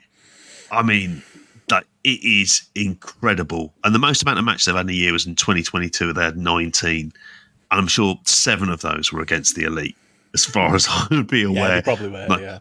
Yeah, to pick on those. And I think it just sort of sums it up. It's just like these guys are fighting. Like, it's not like the tag division is firing on all cylinders. I know we might think they're stale, but it could do with the Lucha Brothers more than the Trios division needs them as well. And Pac, like, what the fuck are we doing? You think, okay, he's had this match with the card, he's going somewhere. No, back into purgatory for him. Going nowhere as a character who's just like interesting, but incredibly badly written. And books. I was supposed to invest in him. He's the bastard, the evil bastard who's a babyface, I guess. Like, I don't get it. I just don't get why. Why would you care about what he's doing on telly? Like, it's awful. Shocking but stuff. Anyway, trios match. Anything from you, Gareth, before we move on?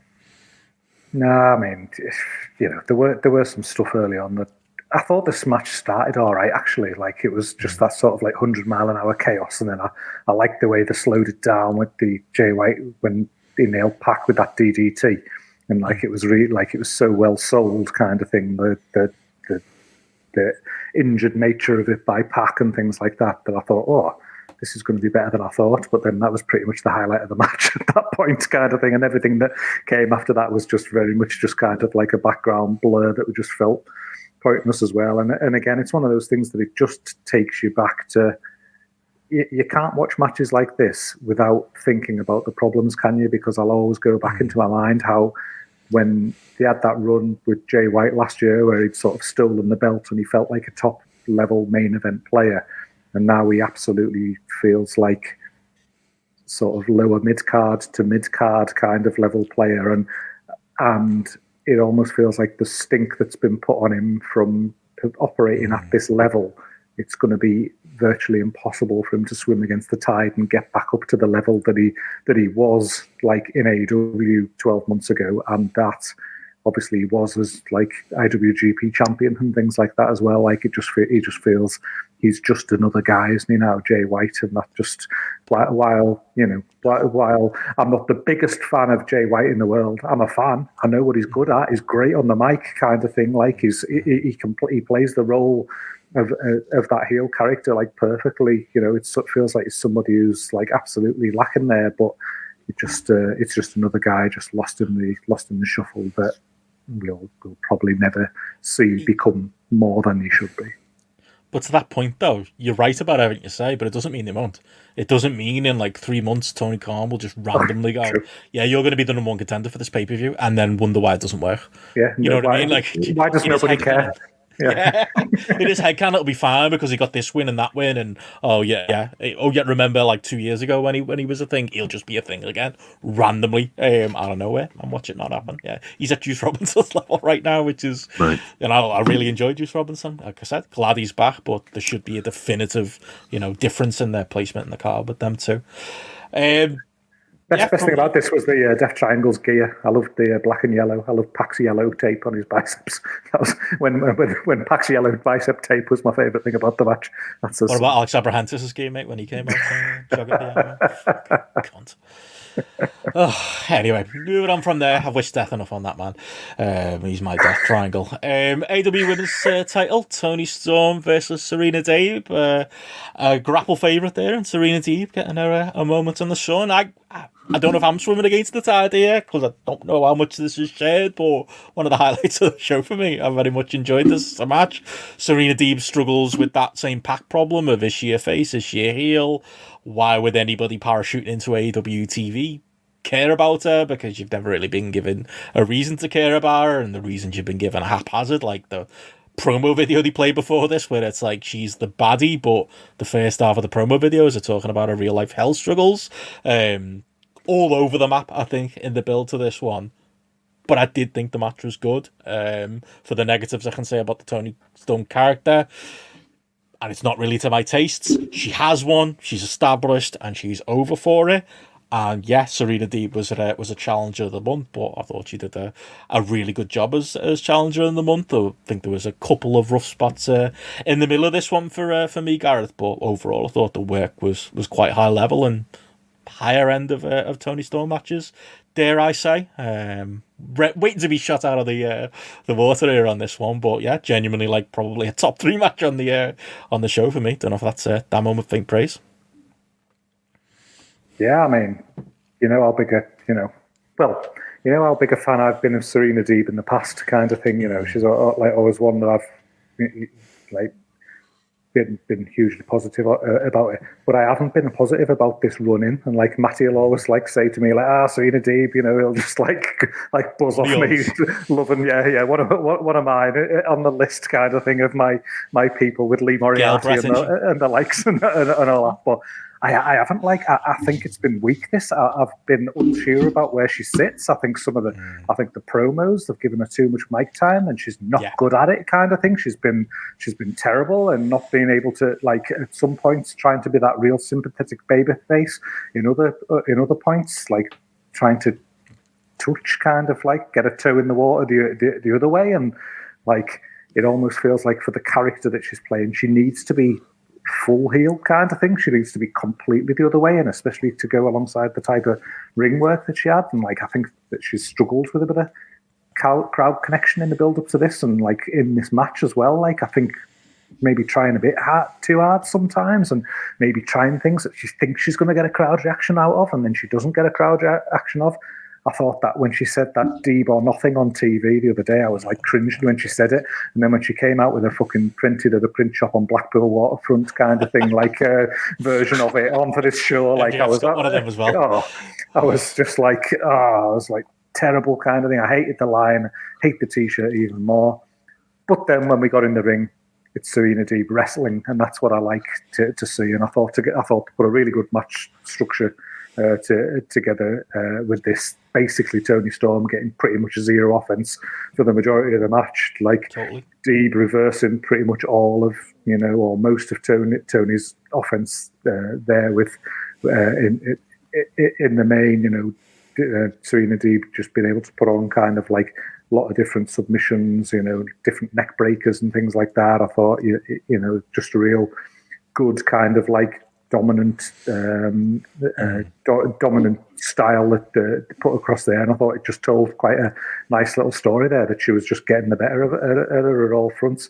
And in the same way that we talk about like the finish taken away from the Ospreay match, I didn't mind the finish in this one. Has been something that added just a little bit more kind of like story and a bit more kind of like bells and whistles behind it. It fit because it fit Toni Storm. It fit the character that she is right now. It bled into who she is and where she should be, and the interactions between these people. And that's such a big part of it, is like making sense if you're going to do something, doing something like that. So I was the same as you. I've gone 3.75 on this. Like really enjoyed it as a start to end story that they told in the match.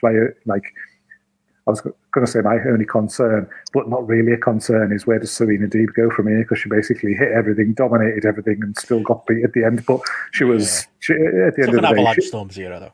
Yeah, at the end of the day, she was wrestler of the month, wasn't she? Kind of thing. She probably won't be on TV for 3 months now, and then somebody else will, step into the story. But if you're going to put someone in there and just have another title defense for Toni Storm, this was probably as good as you're going to get.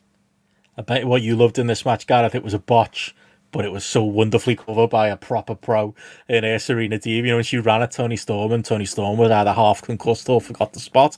They both didn't just stand there like glitching wrestlers in WWE 2K. She did a running headlock. It was shit, but it was like, grab a headlock. That's what Brett would do, mate. That's what, If in doubt, grab a headlock. Yeah. She covered for it well. So it was a botch, and there was a little bit of an awkward spot in the middle of the match, as I referred to, but well covered by a pro there. I go 3.75 on it as well. Don't know if you got it more to JP. And then that is kind of the high end of Toni Storm in it. How many years did we cover Britt Resin? Gave her 3.25 to 3.5 stars. Pretty much every show. And it works to a degree, but I think it's more indicative of the bigger character kind of problem where she just doesn't exist in our world as a normal human being.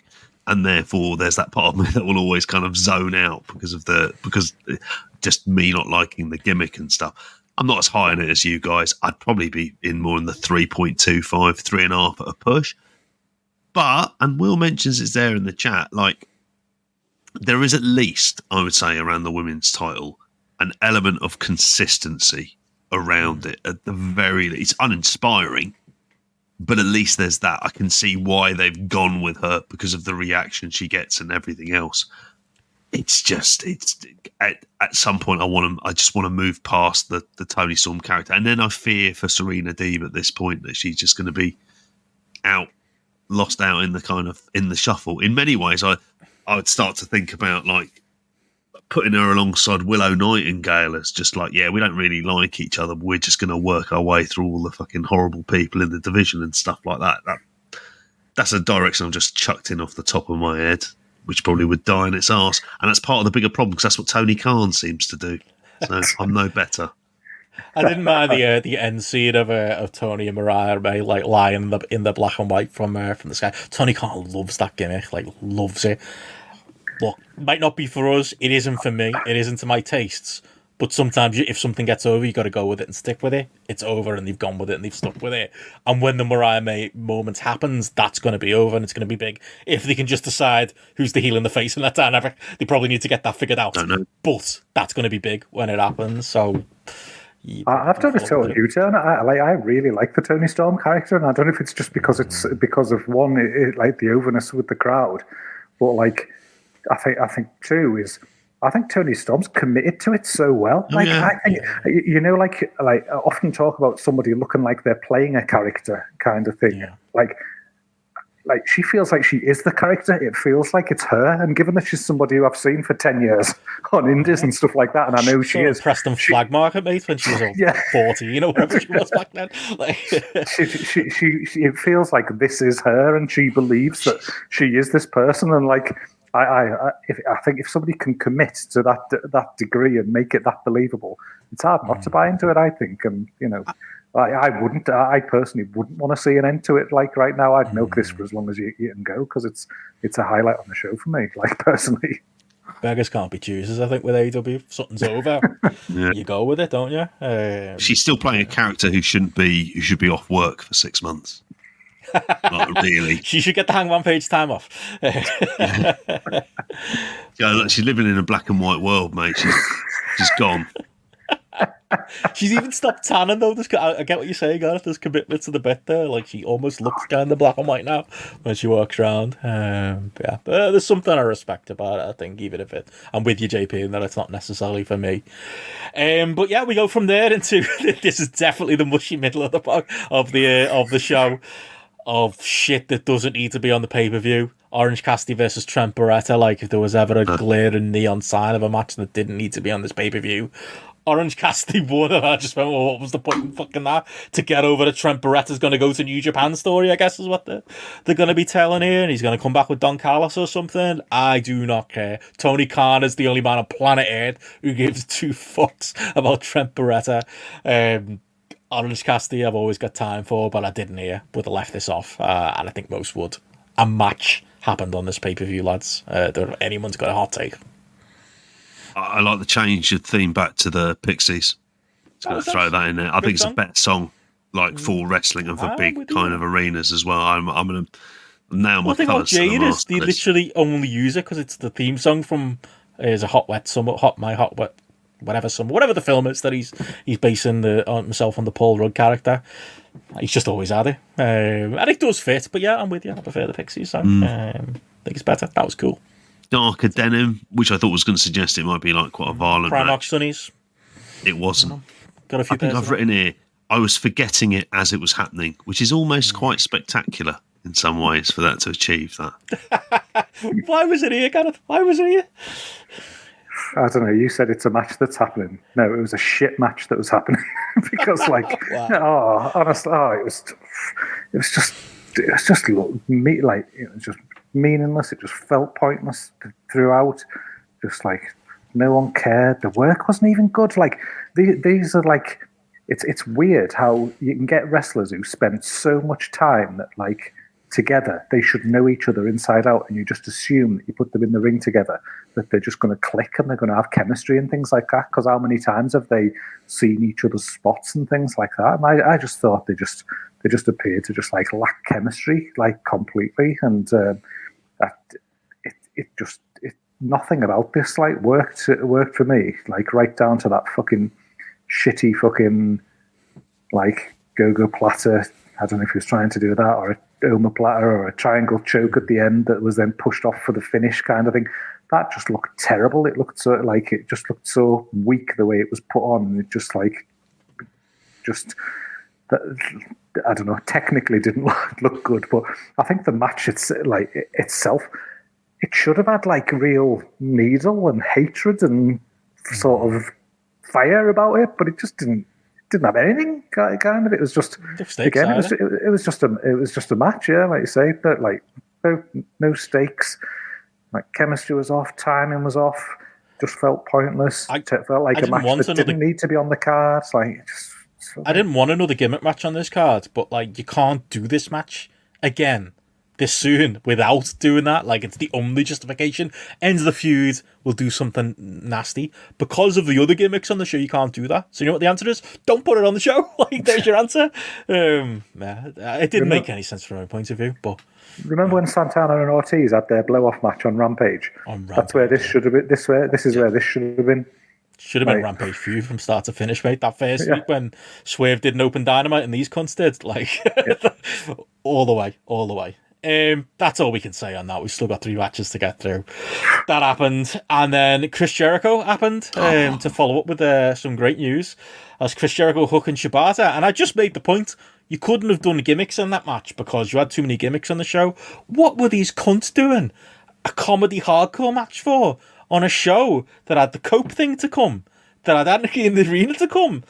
Like, just basic aging. Why is the table bumps? Why is Big Bill almost impaling himself going through a table in a match that was as meaningless as this? Again, a match that could have been on Rampage or Collision, but you got to put Chris Jericho on your pay-per-views, so this is what you get. Hated it as a match. Hate the idea of it. Hate Chris Jericho being on TV. But I bet I know someone who will hate something even more than me, which was the end to this match, as we had a mysterious masked man. John Paul, literally, like on the emoji of you, has appeared a record number of times in the Discord when this happened. As because it's wrestling, we have to have a hood up and a mask on, because if we knew going in who it was, then I don't know, consequences. What are the consequences? Couldn't Brian Keith have just turned up? No one cares about Brian Keith. Like, did he have to be in disguise? But he was, and he unveiled, and it was Brian Keith joining the Chris Jericho stable. JP, all of your dreams coming together at once. I mean, it was quite... your moment. Yeah, mate.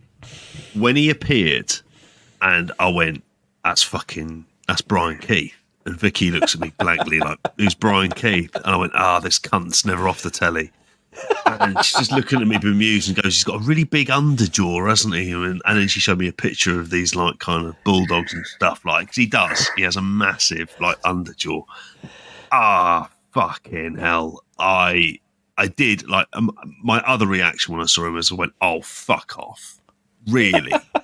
He's getting a stand. Well, I don't need to care about him. So the fact he's in a Chris Jericho stable, that means I get to care about him even less. But I think everything about this match made me either sad or angry. I remember looking, and I think you intimated earlier on, Katsuyori Shibata used to be, I'd say hand on heart, one of the coolest wrestlers in the world. Now he's wrestling on dice, and Brian Keith, his mate, is helping him lose matches. What the fuck are we doing here? Like, really, what are we doing? Don't use him. Don't use him, because it's disrespectful. Because he could kick the ever-loving shit out of everyone involved in this match, and I really wish he'd done 2018 Raw gimmick, mate, with his Google Translate. It's like he's literally out of the brain of Vince McMahon. That I know people get enjoyment out of it, but that's exactly what that gimmick is. He's a pin eater. He's a pin eater for Hook. What the fuck are we doing in this? Like, why is he involved in this shite for a title that means nothing? And we've got Big Bill, who, and again, the level of risk he took going through that table, because he really could have done himself a serious fucking mischief as well. Honestly, I had my like head in my hands by the end, and I've gone, this is time I'm never getting back. And every second of this time has just served to annoy me in some way, shape or form.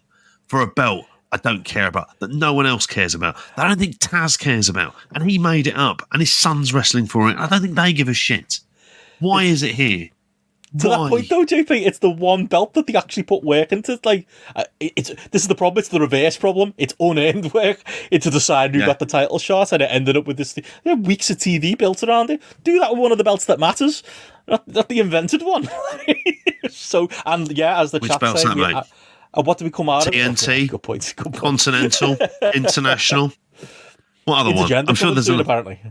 Big intergender title fan, but you know what I mean. It's just like it's all for basically, as the chat saying, Hook and Jericho is just going to carry on, because we always need to start every episode of Dynamite and every AEW pay-per-view with what have we got for Chris? Like, that is literally the attitude, and just fuck off. That's all I can say. Yeah, just this match needs to fuck off, and fuck off hard. And Steph is right there in the chat. It was literally the point I was going to make. Hook, he's been exposed. I think he's been exposed like massively over the last couple of months, that he shouldn't be getting the TV time that he is. He's just not very good, kind of thing. And that kind of mysterious cool that he had like 3 years ago or whatever it was, kind of when he was there in the background, not saying stuff, and he was kind of a bit he was sort of a bit cultish over sort of thing. Then you put someone into the mainstream almost like that, who's not ready and hasn't got the tools to back it up. They just get exposed big time, and I think he's been exposed massively in this feud. In ring, on the mic, both. Everything, absolutely every part of him has been exposed, and so that's obviously like a big problem, and that's kind of like central to this. I just echo like what JP's saying about like Shibata as well. Like, you've got like Tony Schiavone on commentary saying, "I didn't see any of Shibata before his injury, but you can't tell me that he could be any better than he is right now." And I was just like, "Oh, Tony," like kind of thing. Like, I can't believe them words left his mouth as he's fucking hurling dice at Chris Jericho. I was just like, "Oh, fucking unbelievable." This was the absolute shits. And remember, like, how cool was Big Bill a year ago? Like, he should have been, again, he was another guy that was getting organically over with the crowd that needed a bit of fucking shove behind him kind of thing. Yet, I think he was constantly still presented as the B to Ricky Stark's A, taken off telly for a while, and now he's the fucking B to bloody Chris Jericho, and like, even further back. I think Khan's is another example of Khan's ability to see when he's got something on his hands and not been able to steer away from the course that he's got laid out in his spreadsheet or in his mind or something like that. I think if he was booking WWE in the mid to late 90s, it's like the fucking ringmaster would have still been like hanging around even for another year or something like that until he'd totally taken the fire away from Steve Austin, and then he'd be trying to push Stone Cold as this hot act in about 2000 or something. With Ted DiBiase still as his manager. You'd never take him away, would he? On a serious note, why is Brian Keith involved in all this stuff? Why? It's got to be on telly, mate. AEW or the story. Why? I don't understand it. He'd be a mid-carder in TNA, and I think I'd be kind of pushing it there as well. Again, it's not like why is he on? Why is he there? Sorry. Talented young wrestler who was supposed to be on Super Strong Style this weekend should have been on Super Strong Style this weekend instead of this. Just surplus to requirements, isn't he? Yeah, you always say, JP, it's nothing personal to him. It's another body in it, another good wrestler, in quotes. Yeah. Maybe he's connecting the bounty, as Mike Hogan said earlier, but I don't know. On from there into a match that we found out the reason why. Jon Moxley beating Konosuke Takeshita in a IWGP World Title Eliminator match, aka politics playing out on screen. Probably was wishful thinking Takeshita, as a DDT attached guy, was ever getting near beating Moxley here, and yeah, I had about as much interest in it as they did. As this was the first match of the night, lads, where I did fall asleep. It was the next match that proper put me into a slumber, but managed to get my senses together, rewatch this the day after, and another. It was a disappointment. This felt like a styles clash. And sometimes styles clashes can be great, can't they? Sometimes it can be actually exciting to see but we've seen it a million times with Moxley mixing it up with people you'd think he wouldn't have chemistry with. Didn't feel like they had much chemistry, and it was just a run-of-the-mill match that didn't have much juice, and it's horrible to say that when it's somebody as talented as Takeshita is, and somebody who was such a layup, who, again, had his moment in the sun where he was relatively hot, beating Kenny Omega, being a pushed heel, got pushed to the background, appears every now and then, stop-start on TV, partly because he still does stuff in Japan, but mostly because, it's a fecklessly booked wrestling promotion that has too many columns on its spreadsheet, and sometimes you slip, when you've got like your spreadsheet on one screen and like that ZZ column's too far to the right and you forget that you've got something in it. That's Takeshita a lot of the time. He's just not on the main screen for Tony Khan, no matter where he had him slotted. A match happened again. I don't have any passionate thoughts on the bell to bell on this one, Gareth. Maybe you can help us out. Yeah, I thought they told a cracking story here with the injury, and given a good reason why Moxley could lose this challenger match for the title and then go on and then actually have a world title match on the back end of it. Oh no, he's got to win despite being a one-armed man for the entire match. It just felt so nonsensical. Like they were sort of staring blankly at the screen at that point of at the finish there, because there's so many components to it that could have been like a great setup for something else that could have meant more, that could have bled into something that was more like a bit more money further down the line, that could have had a bit more juice to it. But no, it's got to be kind of one and done in this sort of convoluted way, and Takeshita's left yet again, walking out of a match or scenario looking less than when he should, quite clearly based on some other performances, be more than, and been pushed into a totally different direction, and it just felt pretty much kind of so what, like really throughout. And when you're coming off the back of, maybe in isolation, maybe this match wouldn't have felt like it did if we hadn't just watched the Jericho Hook Shibata match and we hadn't just watched Orange Cassidy against Trent. If those matches had been eliminated and this match then come, it maybe wouldn't have felt quite as less than as it did, kind of thing. But booking this card and putting them 3 matches back to back and knowing the structure of the matches and the finishes of those matches and everything like that just says one thing: bad booking, bad booker. Kind of, that's all you can take away from this. And yeah, it's a match that I'll never think about for a single second after I've gone to bed tonight with my feet sticking out at the end of the bed. Pre-show at patreon.com/GRAPPL if you want to hear what that was in reference to. We all sleep over there. It's what we talk about and what we have for dinner. JP. I was more stunned that this match, why did it need to exist at this point in time? It just didn't. Is where I came away with it. I was stunned that the bookies had Takeshita as favourite, and in wrestling terms, a reasonably clear favourite as well. Because I just always thought, and I said it on the weekend show, I went, politics going to come in. He's a DDT guy. They're not going to give him a title shot unless it's been decided. So why bother? Because it is somewhere you could go to at some point, and it would have interest, and it would probably draw in Japan to a degree, be completely unique. Better than bringing in Jake Lee into New Japan. I can tell him that for fucking free. But no, we're not doing it, and instead it's at this stage. I think this was the 4th of 5 matches that involve titles up to this point, which tells you where we are, where another one of my angry booking crutches that Tony Khan uses, which is everything has to involve a title in some way, shape or form, because I'm not doing stories anymore, or proper storylines, or even people trying to get there. But this just felt like a gigantic waste of time. It was having Moxley on the card for the sake of having Moxley. And do you know what? I'd just prefer to put Moxley and Anarchy in the arena. If you were going to just do that, just fucking have him in there. He could do John Moxley stuff in there. You can get another lad to go with the Elite, whatever. That would have been, for me, a better way to go. And in this way, like Gareth just said a moment ago, Takeshita comes off less. And they talk about his record, and I think it just goes to highlight how little they've done with him ever since. I don't blame him for him talking, I'm not really enjoying a lot of stuff. It's no. I mean, it's better than him wrestling blow-up dolls, admittedly, but, at the same time, it's still... I think those stories had more fucking consequence and meaning to them than this one did. And that's a damning state of affairs, where a match against a blow-up doll would have more meaning than one involving the IWGP title. But that's 2024 for you.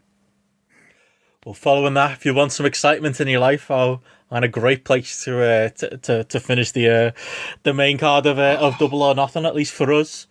We had the match that sent me to sleep, lads, and I don't know how it did, because Adam Copeland and Malachi Black was up next, and we got spookiness, we got red lighting, we got blood, we got Gangrel, who can still hit a mean DDT, I will say. We got wackiness, and we got the most WWE. If they'd have left that red light on, it would have been just perfect for me to crystallise some of the problems with AEW right now. Malachi Black and Adam Copeland tried to outspook each other, and what we ended up with was Adam Copeland maybe drinking too much from that fountain of youth and doing his own legs by jumping off the top of a cage and landing on them. Probably a mistake, Cope mate. Probably don't do that. We'll get into that news story in a bit, but fuck me. It was wacky. I was perversely entertained for negative reasons when I came back around the next day to watch this in full. But on the whole, everything I don't want out of AEW was in this match, and Malachi Black is chief among the reasons for it. But yeah, do you manage to get any enjoyment out of this one, perverse or otherwise, Gareth, as the spooky characters came head to head. We all look like a bit of Gangrel, don't we? Remember in WWE when he used to come through the crowd all the time, through the hole in the ring all the time and do these big spots? No, me neither, because he was Edge's manager for about 6 months. But anyway, people seem to enjoy that. So, is that enough for you? Oh, I enjoyed this. Okay, I'm glad. Again, maybe it's because of what came before, like in the three or four matches that came before. But no, I had a good time watching this. Is it one where I'm going to be sitting there and detailing out the match structure and things like that, and thinking of it from a holds perspective or things like that? No, absolutely not, kind of thing. But did I sit there and watch this for 20 minutes on TV, and have a good time and enjoy some of the spots that they did? Yeah, absolutely. I thought it was. I thought it was. I thought it was a bit restrained, almost, from being overly spooky. I was thinking it was going to be even more spooky attempt than it was, kind of thing, and a bit more kind of supernatural spot than it was there. I thought a lot of the stuff with the barbed wire just looked really violent. It looked really real, kind of thing. It looked like there was some kind of genuine kind of needle and hatred in there between the two. I think that's something that's been built relatively well in the last few weeks on TV. I've been definitely turning the corner more with Copeland on the TV and some of his promos. I think he's dialed it down from the hammy actor stuff that he was doing in WWE, and he's definitely a bit more kind of a bit more wrestler with the way he's been presenting himself there. So I think for me, he sort of pitched the character pretty well for me in the run up to this one. I liked some of the the way that some of the sort of the spots were kind of put together here, with the spear attempts and the kicks that to reverse and prevent those. I like the tease of the Brody King and Buddy Murphy, where Cope had teased it in his promo the other day of them potentially siding over to him. I enjoyed that tease. I enjoyed that tease of him going from him to them, and then it not been a turn, and then not feeding into the Gangrel spot, which I just was laughing my head off. I just got such a kick out of that. I was buzzing off it. I was pissing myself at that. It was brilliant, good fun with that at the end. But I just thought it had that mix for what it was. If you're going out there and just thinking for this type of match, I thought it was brutal in the right places. I thought it was the right length. It didn't outstay its welcome. I thought there was some good spots. I thought it had just that enjoyable, amusing thing with Gangrel at the end. And I thought it was a bit dialed down from being too hokey, kind of thing. It felt like it didn't go too far that way either, really. So for me, might surprise you to hear, but yeah, I got a big kick out of this match. I really enjoyed it. We've had a bad time watching this pay-per-view. Any joy you can get out of it, who am I to take it away from you? Fair enough. I hated everything you liked. That's my review. I hated the double turn thing. It was just why was Malachi pointless? Pretending to buy it? I hated that. I thought, like I say, lights out, lights on type spooky stuff.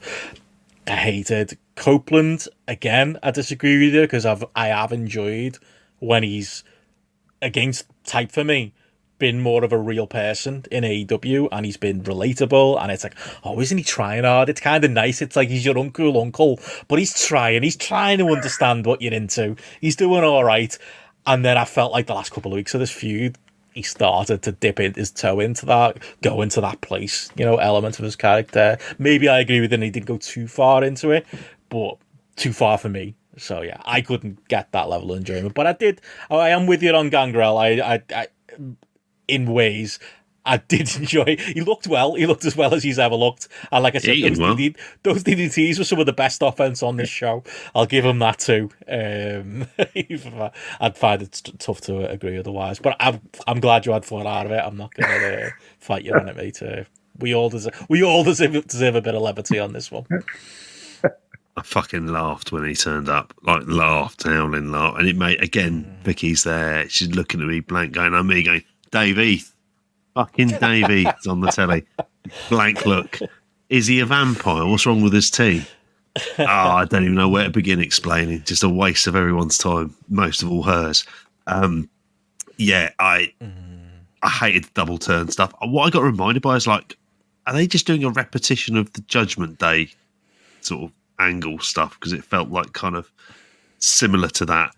I didn't care. I laughed at the ending of the match. I went, that fucker ain't tapping out. No way is he tapping out during this. Nope. He's passing out. Of course he is. Lost too much. He's just too hard. That's the problem. That's the problem.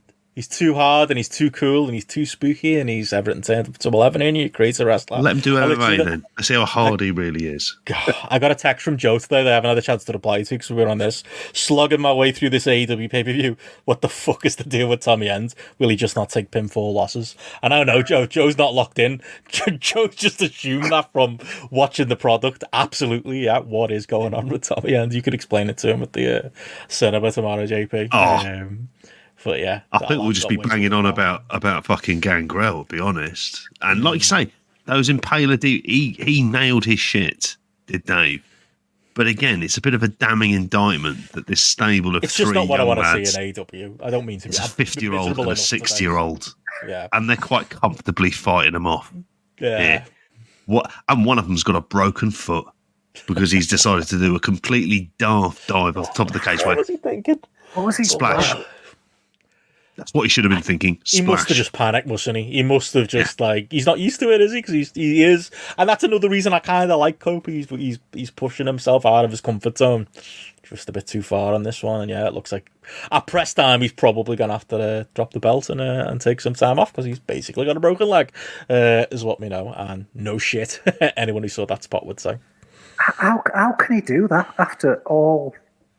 Like his level of experience, kind of thing. But all the shit he's done, all the mad bumps he's done in his career, and but stuff. He didn't though. In the TLC matches, he was the smart one. He was the one who was like, "You do the wacky shit, I'll do that same basic bitch bump off the ladder every time." Like you watch those matches back, he was the smart one. He did his spear, and that was about as risky as he got. He kind of stayed out of it. Like, so he knows. You're absolutely right, Gareth. The point is right. He knows better. You'd think he'd know better than to do this. When he did the elbow. Even one who was falling through the air went, he's fucked it. Oh, he's fucked it. And he has. But I did then laugh, thinking, how pissed off is Tommy Bellin going to be? He's like, I fucking lost for no reason as well. And the bloke's out. And I thought, if nothing else, I'll take small crumb of comfort knowing that pissed him off. There we go. Go on, Gareth, 5 stars. I melted. No, it wasn't LAXCCK, mate. Fucking hell. Never have that time, will I? That was my moment. Yeah, and yeah, the Cope injury is confirmed. Yeah, that is. He did the video, didn't he? On I think on Twitter, confirming it. But yeah, definitely noped out of the Splash, as Mike has said there. And yeah, that pretty much covers the card. Don't think we need to spend much time on the pre-show. Billy Gunn wins again. Lol. Is all I've got to say about that. Those road agents, JP, fucking hell, like. Tony Khan needs to fucking tie some of them down. Billy Gunn, 22 years later, getting clean wins against the rest of the young roster. Hey ho, that's such as AEW right now. And Max Caster is in his demolition axe period for me, where that man doesn't give a fuck. He's clearly stopped going to the gym. He's clearly stopped. He's not even cutting his hair anymore. Got a shit mustache. That's a man collecting a paycheck. If I've ever saw one. He sucks. Like in the same way that like Hook. Like talking about him, Max Caster is just the shit. Like, and the sooner they can get Bowens away from him, who can work and has got fucking mic skills and has got character, like the fucking better. Like, and the first match on this on the buy-in note, Thunder Rosa, John O'Pratso, that was better than fucking 3 or 4 matches on the main card as well. So you know that, and plus it was a match that actually had like. Feud going into it, kind of thing. It had like TV time, like devoted to it and things, and you're just looking at that and thinking, like that was more deserving of being on the main card than fucking Jericho, Hook, Shibata, or probably even fucking the Orange Cassidy match, and it was a fucking damn sight better as well. So I just felt a bit gutted for those two, actually, that they were having a match in front of even less people just to start the show there. And the other thing on the buy-in, if we just quickly pulling over, that was obviously them announcing like the Owen Hart tournament, and then the winners are getting the title shot at all in Wembley, and just like okay, so we're having so the main event for the big titles at Wembley are going to be defined by a tournament. Wow. The winner of Trent Beretta versus Scorpio Sky, which will inevitably happen in this tournament. I've heard people say that, well, all the winners are going to get the shots at All In, so he'll have to try. He won't. I love that. I love that, though. I love that Mark the Heart to tell him, you know what, Tony, you know what to make this tournament better? Some stakes. How about the winner gets something? How about it matters? What do you reckon to that? On Christmas Eve, Tony Khan? And he literally is saying that out loud. I had that down. That's one of our news stories coming up. It's all good. But like, you read the notes as much as Matty does. I respect it. He's in the spirit. But like, any ideas what direction they're going with this, JP? Like, just say it right now, it will not be a stacked tournament, but there'll be a ringer in there that as soon as we get the brackets, it'll be like, all right, that's who's winning. We'll figure it out. We'll figure out what they're doing. Maybe MJF for a big babyface triumphant win. Outside of that, I don't really know. That's where I think they're going, I think they're going MJF. And I think that's what they'll do, because, again, what they're going to, at this point in time, he's going to represent shiny new object, because he's not been around for a while. And it fits in perfectly for this. And they'll go to it and he'll think, they'll have great promo battles. And he'll be like, no, he'll undermine Swerve Strickland every chance that he gets on here, while also taking zero responsibility for the shit fucking creative ideas that he has as well. I'm just not mad on this. Like, this sort of belies the stuff where they had rankings. That was a thing 2 months ago. and then we brought it back, and then it's gone again. And it's gone. Too hard, wasn't it? Too hard. It's you have to be organised. Totally you have got to be organised, and you've got like, well, which of the 7 million other titles will they wrestle for as well? So yeah, I think this it'll be the most AEW thing ever as well, to have like a tournament for Coke's belt running alongside it for the TNT belt at exactly the same time. Now, and then we've got the Okada belt tournament will be coming up around the corner as well soon, won't we? The winner can't get the belt this year because he's got the belt, so it's a tournament for what? A shot at the belt that somebody won a belt for. I don't know. Let's have a tournament anyway. And the problem is and the thing is with this, you imagine, okay, where would you run these shows in the build up to All In? It's like, well, and again, sorry to bleed, you're going to go to markets in Canada, which you've already just rinsed and haven't really done anything. Or you could have done these matches in Europe to build up to a big show in Europe as well. Just some thoughts on that. Just like the placement of it. Because it's going to be done in front of like 2,000 people on a Collision in fucking Vancouver, and they won't give a shit. They won't give a shit. And that's not a dig at Canadian fans. It's just that they've had a lot of shit thrown at them, and they won't care about this. And it's another fucking tournament. Stuff. It's mad. It's like screaming into a void, because it's like all of the things I really dislike about wrestling, and they're just all happening for the company that we all need to succeed so much. Well, on that note, I know you'll get into the other B stories coming out. Or one of them might actually be an A story. In the media scrum, there was nothing to note other than Tony Khan saying, mixed titles, that sounds like a good idea. If you can believe it. Outside of that, nothing. More belts, that's what we need. More belts, more tournaments, more pay-per-views. That will resolve everything. Tanahashi was there at the scrum as well. A rare scrum I didn't watch. I read the recap and was like, oh yeah, there's Tony Khan not saying nothing. Fair enough. Well, thank God, because there wasn't enough time between the fucking length of the show and the pre-show as well. I always want to give a shout out for Jeff Jarrett. Get him doing those pre-show panel stuff. He's all right at that business. On the mixed tag team titles, a few years ago, I had a Mr. and Mrs. tournament, which I thought might well have worked on kind of like independent shows where you just had like wrestling couples taking on each other. Just thought that'd be. I didn't think you'd need a fucking tag. Going to do that on Lucha Forever, weren't they? That was the plan. Yeah, they did, and like yeah, does AEW need it? Absolutely not. Who is suggesting it? Was it one of those WrestleJoy people? Did they bring it up? It sounds like the kind of thing they'd say. Oh, well, on that, JP, we've got some other stories swimming around AEW before we move on to WWE. What else is going on? We do indeed now. Telly rights, as I've called it on the run sheet on here. By all accounts, there's been a report. This is according to the Puck or Puck Media. Matt Baloney. Who is legit, by the way. It doesn't sound like he is. The Puck. No. It's like Alex the Pug Porto, in it. Like, what? But yeah, legitimate journalist. He's got sources. Well, he has, and he's used to be writing for the Hollywood Reporter as well. I mean, and he's reported that David Zaslev, who's the head of Warner Brothers Discovery, and the TNT Sports head, Louis Silberwasser, they want to retain Dynamite, Collision, Rampage, but they've said on here that the offer currently on the table he's disappointed with.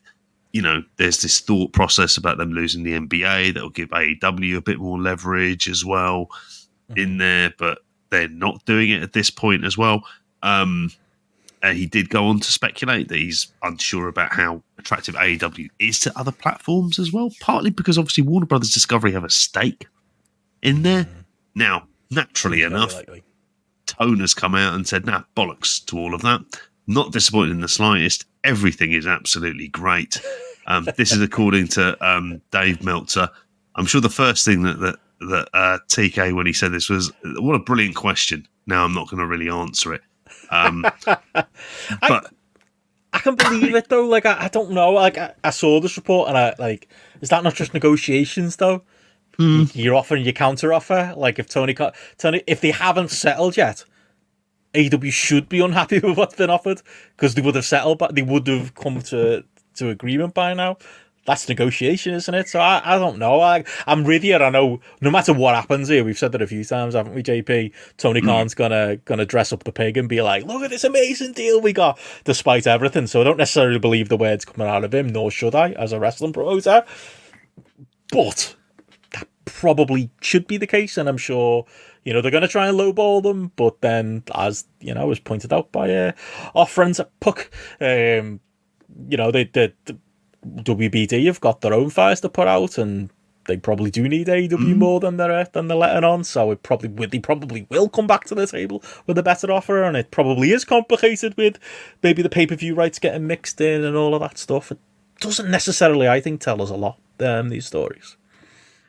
I don't think so. I think like you said before, this is negotiations. This is what they do. I think the one thing they would be aware of though is why should they pay absolutely top dollar for it? Because they would be well aware that it's not a hot product at this point in time. They'll be aware of the year on year, and they can use that in the negotiations. Now, how much that leverage is worth, there's actually like a kind of dollar figure to it. But if they're thinking rather than paying $1 billion and involving all manner of other things, and then they're thinking, well, we could go for half of that, and who else is going to take them on in the current landscape and in the current marketplace as well? I'm sure Tony Khan at some point will be trying to throw Ring of Honor and all sorts into there as well. But I think, the fact that they're not diving into it suggests that maybe they're thinking, okay, if you ask me what I think they'll do, still think they'll sign up. It's cheaper than scripted TV. There is always that to it. And there is always the live function. But I also think they can get away with we've always banded around $1 billion figures and the rest of it. They can get away with not paying that. They fucking will do. They can test Tony Khan. Like, what is the interest outside? Who are the other partners? Like, that's one thing that article points out quite well. We can all fantasize about, who might come in, a streamer or whatever like that. But in reality, you're already got to eliminate anyone WWE's in business with. And then there are companies left. But if they're not interested, and we've known over years wrestling, it's a rare thing that multiple, television entities are interested in wrestling. TNA found that problem, years on. Doesn't mean AEW isn't a 10 times more attractive proposition than classic TNA was, but there still might be that problem of who will actually be interested. So, yeah, just feels like a bit of posturing publicly for me, this one. It is, and it's body blows all the time at AEW, mate, on here, because just to quickly mention, Mark Henry's his skive or his couple of gap years away from WWE, and they're well and truly over. He says that he's leaving AEW at the end of his deal. He won't be leaving professional wrestling. I'm not sure what his job was, other than to say a line. He didn't even do the interview bit after a while. I was like, my God, that's Kevin Nash style ideas of working. I mean, his scouting of Jade Cargill, my God, he rinsed that into the fucking ground. Didn't even how much that's worth on there. He says that, that it is expiring. He says, I'm not leaving pro wrestling. He's going to take some time to work on some projects. Bullshit. And come back again in full force, i.e. on WWE pre-show panels. That's where you have him in there as well. And even do that line if he did it on there. Fuck it. Stick him on commentary. He's better than Booker T. Like, I'd have him on there. I didn't even think he was a great commentator. But what did he... Like, he is the kind of person, though, who, in all seriousness, AEW need to let go. Like, this is the prototypical, do we need him? Absolutely not. And I don't even matter if he has a backstage job that we're never going to know the ins and outs of. Great. What is an on-screen? He had an on-screen talent contract to not be on screen. Good riddance. No sad story.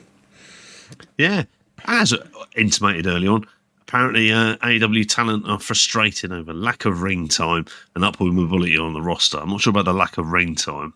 Fucking people getting plenty of ring time on there. But apparently it is leading to frustration. This is from Dave Meltzer himself. He says, AEW went from the fun place to work with great backstage camaraderie to a place with a lot of frustration from wrestlers making a nice and even great living, but not getting anywhere near the ring time nor upward mobility hoped for. Well, you could just cue the last 2 hours of what we've really been talking about if you want like the full ins and outs of what we've said, because there's a lot of it going on. Well, coming up for AEW, the only thing we know about Dynamite this week is that, because we need to have a constant, number one contendership going on at any given time. We're having one of those weird battle royal things, I believe, on Dynamite this week. A casino gauntlet for a shot at the AEW World title at Forbidden Door. So there we go. That's how we make challenges. And maybe some of those people who are crying about TV time will get some now as a result of that, but... Don't forget, we do know, because they had to make a place for it on the pay-per-view as well, that Don Callis is going to be on Dynamite to offer a contract to Orange Cassidy. Ooh. What a reason for us all to tune in! Like, unbelievable. I'm staying them live. Done. Tatanka stuff in it with $1 Million Man. Is he going to take the money? I was so invested when I was 8. Anyway, Orange Cassidy might turn heel. Yeah, nice one. Apparently, Swerve versus Killswitch is on the show. I had to reread that because I was like, Swerve versus Killswitch? That was his name in Lucha Underground. No, it wasn't. Killswitch is the other guy. Fake King. The dinosaur. Cool. That's on Dynamite. We should move on from AEW into positive matters. I mean, at least it's not WWE, lads. So if we've learned anything from the last 2 hours or so. Now, throw this to you, JP. You watched the entirety of King and Queen of the Ring. What was more worth your time? The 2.5 hours you spent achieving nothing with King and Queen of the Ring, or the 4.5 hours you spent getting really angry at AEW? It's a bit of a toss-up, isn't it, at this stage? I enjoyed Cody and I was going to say Jake Paul, and I always do that, Logan Paul. I enjoyed Gunther and Orton. I know you've seen that one, Gareth. I'm expecting a conversation there. But yeah, it was a Saudi show with all of the moral quandaries that come with the Saudi show, and all of the ridiculous success that comes with the Saudi show, and all really the lack of, if we're going to talk about consequence, not really much happening on that King and Queen in the Ring. It's I think that's 2.5 hours you could have got back, JP. Oh, it absolutely is. Like, I'm not really angry about it because a lot of it was on in the background, just like some sort of ambient hellscape. As much as anything for it going on. Yeah. But I was people hear our AEW thoughts and be like, oh, there they go again, the fed brain bastards. Like, we're definitely not. I was watching this and I was just like, I am watching this for the sake of it. And I'm just like, stuff happened, and it's so formulaic what they have to do. It's just like, okay, what are we going to have? We're going to have minimal match. Now, admittedly, they've got at least that side of it down. They're not doing overkill. Like I say, it's 2 hours 54 this, but it's 2 hours 54 of stuff and video packages. Yeah, but there's like what you're reminded by is like, I don't need to watch the TV because the TV is, as Waiting had said before, it's just set up for Cody lifting the title up in front of Logan Paul's face, so we can have that as the last thing you see before the entrance. Good night, everyone who's tuning up. By the way, I can see that live number. Just they are. We won't spend long on this, I promise. Like, we're not on here. I was like, we're all like, you just spent 3 hours moaning about AEW. Is this not good enough? Nah, this is crap too. I'm sorry. I wish there was a product to get excited about right now.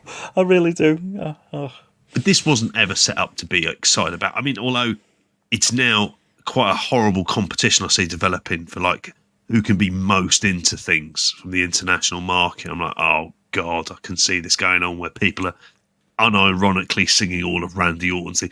Wasn't it something ridiculous? It was like 15 minutes. I think in that time I'd done a series of chores from the time where there are people going to the ring and going in it, including changing a baby's nappy. And I was like, right, okay, we're beginning on this, are we? And I just thought the whole thing was bang fucking average. This show was on. My eyes were directed to the screen, and I'm not blind. Honestly to God, it was just things that were happening. And I was like, oh, they've changed the women's title. There's some story involving Dominic Mysterio. Like, and all I read into that is Becky's not going away. She's taking some time off. That's what it is. She's having like a proper break. A break, yeah. She's not going to AEW anytime soon. No. Yeah, I mean, I expect to see her back for Mania.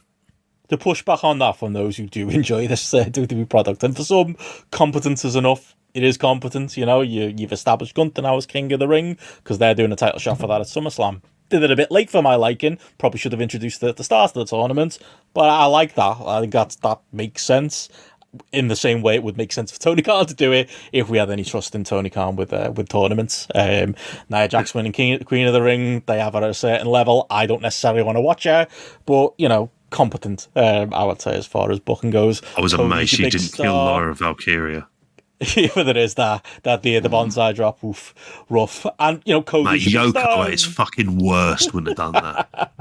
Rodney going in there, looking at someone, going, "I'm going to fucking kill you." At the end Those of this, jobbers like would have done less damage than that. Didn't have a chance in the mid-90s, did they? But you know, on paper, Cody Rhodes, your big tour and new world champion, they're definitely doing a better job with him than AEW are with Swerve. And the Paul match was, you know, fun for what it was. But yeah, it is hard to get excited about a wrestling show that you know, makes sense logically, but isn't necessarily our style for all our faults for AEW. What did you see of this, Gareth? Was it just the last two matches? Did you say Cody and Paul, or did you see Gunther and Randy? Just Gunther and Randy. Yeah, there was no way on earth I was going to watch this full pay-per-view, and it was just Matty said in the chat, "You'll enjoy Gunther against Randy Orton." So I thought I saw him say that, and I was like, "No, he won't." So I thought let's watch this to see how much I enjoy Randy against Gunther. I'll brace myself. Just for the bit. But clip this for YouTube, Benno. I didn't dislike it as much as I disliked the match with Sami Zayn at WrestleMania. I'll like put it that way, because I think you know, anytime you can get a match like this and you can see like a really dominant heavyweight go up against a cruiserweight, I'm always quite interested to see how it's going to turn out. You know, so I was looking forward to seeing a bit of high flying against a good strong base there in this particular match. But nah, to be serious, I didn't strongly. I thought this was like all right for what it was. I think the main thing that stood out for me with this match was that, in line with my criticism of the WrestleMania match, he worked a different style in this match because he couldn't go out there and he couldn't be like Walter, big bully guy kind of thing. Like, he had to be somebody who was then like working a bit differently and capitalizing on like injury and weak points and things like that, rather than trying to be like being the big bully against somebody who's actually bigger than him, sort of thing. So I think the fact that they did change sort of like the working style and match structure definitely sort of was a net positive overall for this for me. Was it a match that I'm going to be like, I was like looking on Cage Match and it's like sitting at like 8, average of an 8 rating on Cage Match, and I was like, no chance kind of thing. But was it a decently enjoyable 3.5 star solid match? Yes, like absolutely fine. But again, if this is the things that people are like picking out as like match of the night, and this is like what people are getting like really high on, and again, I've given plenty of voice to my opinions on Walter these days. But if this is the version of Walter that people want to see and prefer, fine. Yeah. I don't. Yeah, no, I can get that. I was bracing myself for worse. We should squash the beef now, because we do agree. Like, and we've said that on the Discord. Absolutely. As you know, like, spent 2 years moaning about Walter not eating enough pies, and this was, to be honest, probably the strongest argument for it. In that he did, Orton looks gigantic next to anybody right now. Like, he's pissing green, and like, it's fucking ridiculous. Like, him against anybody looks ridiculous on the roster. Yeah. But it definitely was like, I'd never argue. I would prefer it if Gunther was bigger, and this was a moment where I preferred if he was bigger. Then he at least looked, as wide as Orton, even if he didn't look as cut. And that is the negative. And I think a couple of people said it on the Discord. It's something I hate. You mentioned the high flying. I fucking hate the splash. Like while I think that, and I think it'd be better if Gunther was bigger, I still think he's extremely effective in the role. So he'll be effective against Sheamus a couple of weeks ago. He was a big guy on Raw. I've seen him be effective pretty much this entire WWE run. He is a killer, however you want to describe that, whether it's monster, big man, or whatever. He's presented as a killer and believed as a killer. And a lot of that's because he's so good. But there's still those little elements of his game. It's like, if you're not going to be bigger than the man, why are you doing a splash off the top rope? That's like a shining example of a little thing that I'd agree with that he should change. But he was very good in the match, and it did work regardless, which has probably been where we disagree. My overriding point with Gunther in WWE. I did think it was a good match. It was well worked, and Orton was very good, at selling for Gunther. The finish just kind of sucked, unfortunately. I think Gunther needed a stronger finish. Needed a stronger finish here to go over.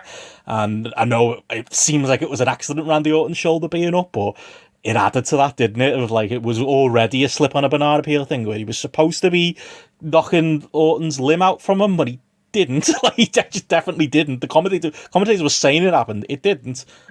I think Orton was balancing on the wrong leg, and then to add on to it, went over on his shoulder, and his shoulder ended up at the end. So it didn't end up being a great look for Gunther, despite I thought the work leading up to it being very good on both sides. But yeah, it was the closest thing to a good to great match on the show, definitely. Yeah, I picked the right one then. You did, yeah.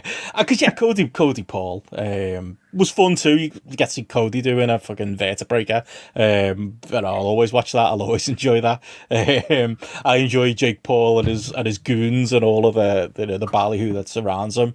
He was a perfect challenger for this type of match and in this type of environment, as gross as it is that these shows exist in the first place. But yeah, pretty routine. I think this is what these shows are going to be, and I think this is what they're going to do for a lot of their international shows, particularly if they're going to play like it's harder to do in the UK, and I don't think they can get away. They got away with it in Australia this year. I don't think they can do it again, where they go there, hot. The crowd are hot, and they're going to go along with everything, but you don't have to put a lot of really hard work in. You can just do by the numbers stuff and get away with it. And guess what? That's what they did. And they got away with it, and they made a shed load of cash, and any sports washing and anything else, just be damned. Yeah,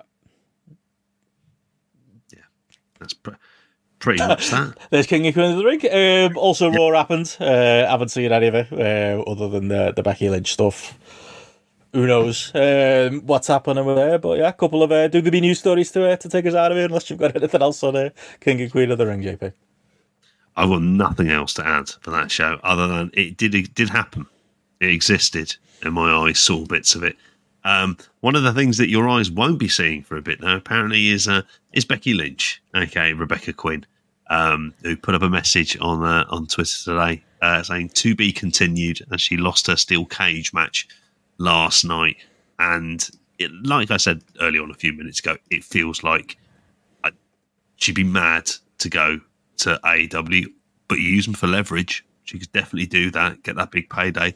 But I think for her, it's about spending a bit of time away from the travel and everything else, and spending some time with her family, with her daughter. That's what I think she's doing, and frankly, good luck to her. It's a smart play to do that as well. So yeah, she's heading off for a bit. Someone else who's not going to be starting just yet is Julia, because by all accounts, she's not going to be debuting on the date of July 7th, which was going to be for NXT Heatwave. This is according to Dave. He said on here that that she's not going to be starting in WWE that soon. Marigold, which is the company, not the people who make the gloves, they're also of that belief as well at the same time in there. So it was also noted that perhaps there might be some paperwork and visa issues that can certainly come into the mix, but don't need to rush, do you? Don't need to absolutely rush her in there. I think we'll all manage to cope with that. And I thought this final story in here, and this is the last one we got in here, partly I think for me and you, Benno, because I'd be quite excited to see this, because it's been actually... Not for me, it's on 4-1, mate. I'm out. I know. Don't you worry about on there as well. I don't know if I should share the screen and dare risk it at this time of night after recording for 3 odd hours. But by all accounts, are going to be director's cuts of some of the biography episodes on there. And A&E even are going to be releasing the extended editions next month. The first episode is going to be the one about Steve Austin, and that's going to be an expanded one on there. And there's director's cut episodes of Roddy Piper, Booker T, Lex Luger, DX, and Shawn Michaels. Of course, those pricks have to have an extended one there.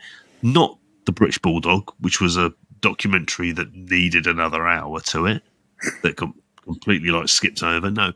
So we have to hear more stuff about fucking Shawn living on a ranch, loving Jesus, all the rest of it. So yeah, that's going to be on there. So documentary corner, not quite going away.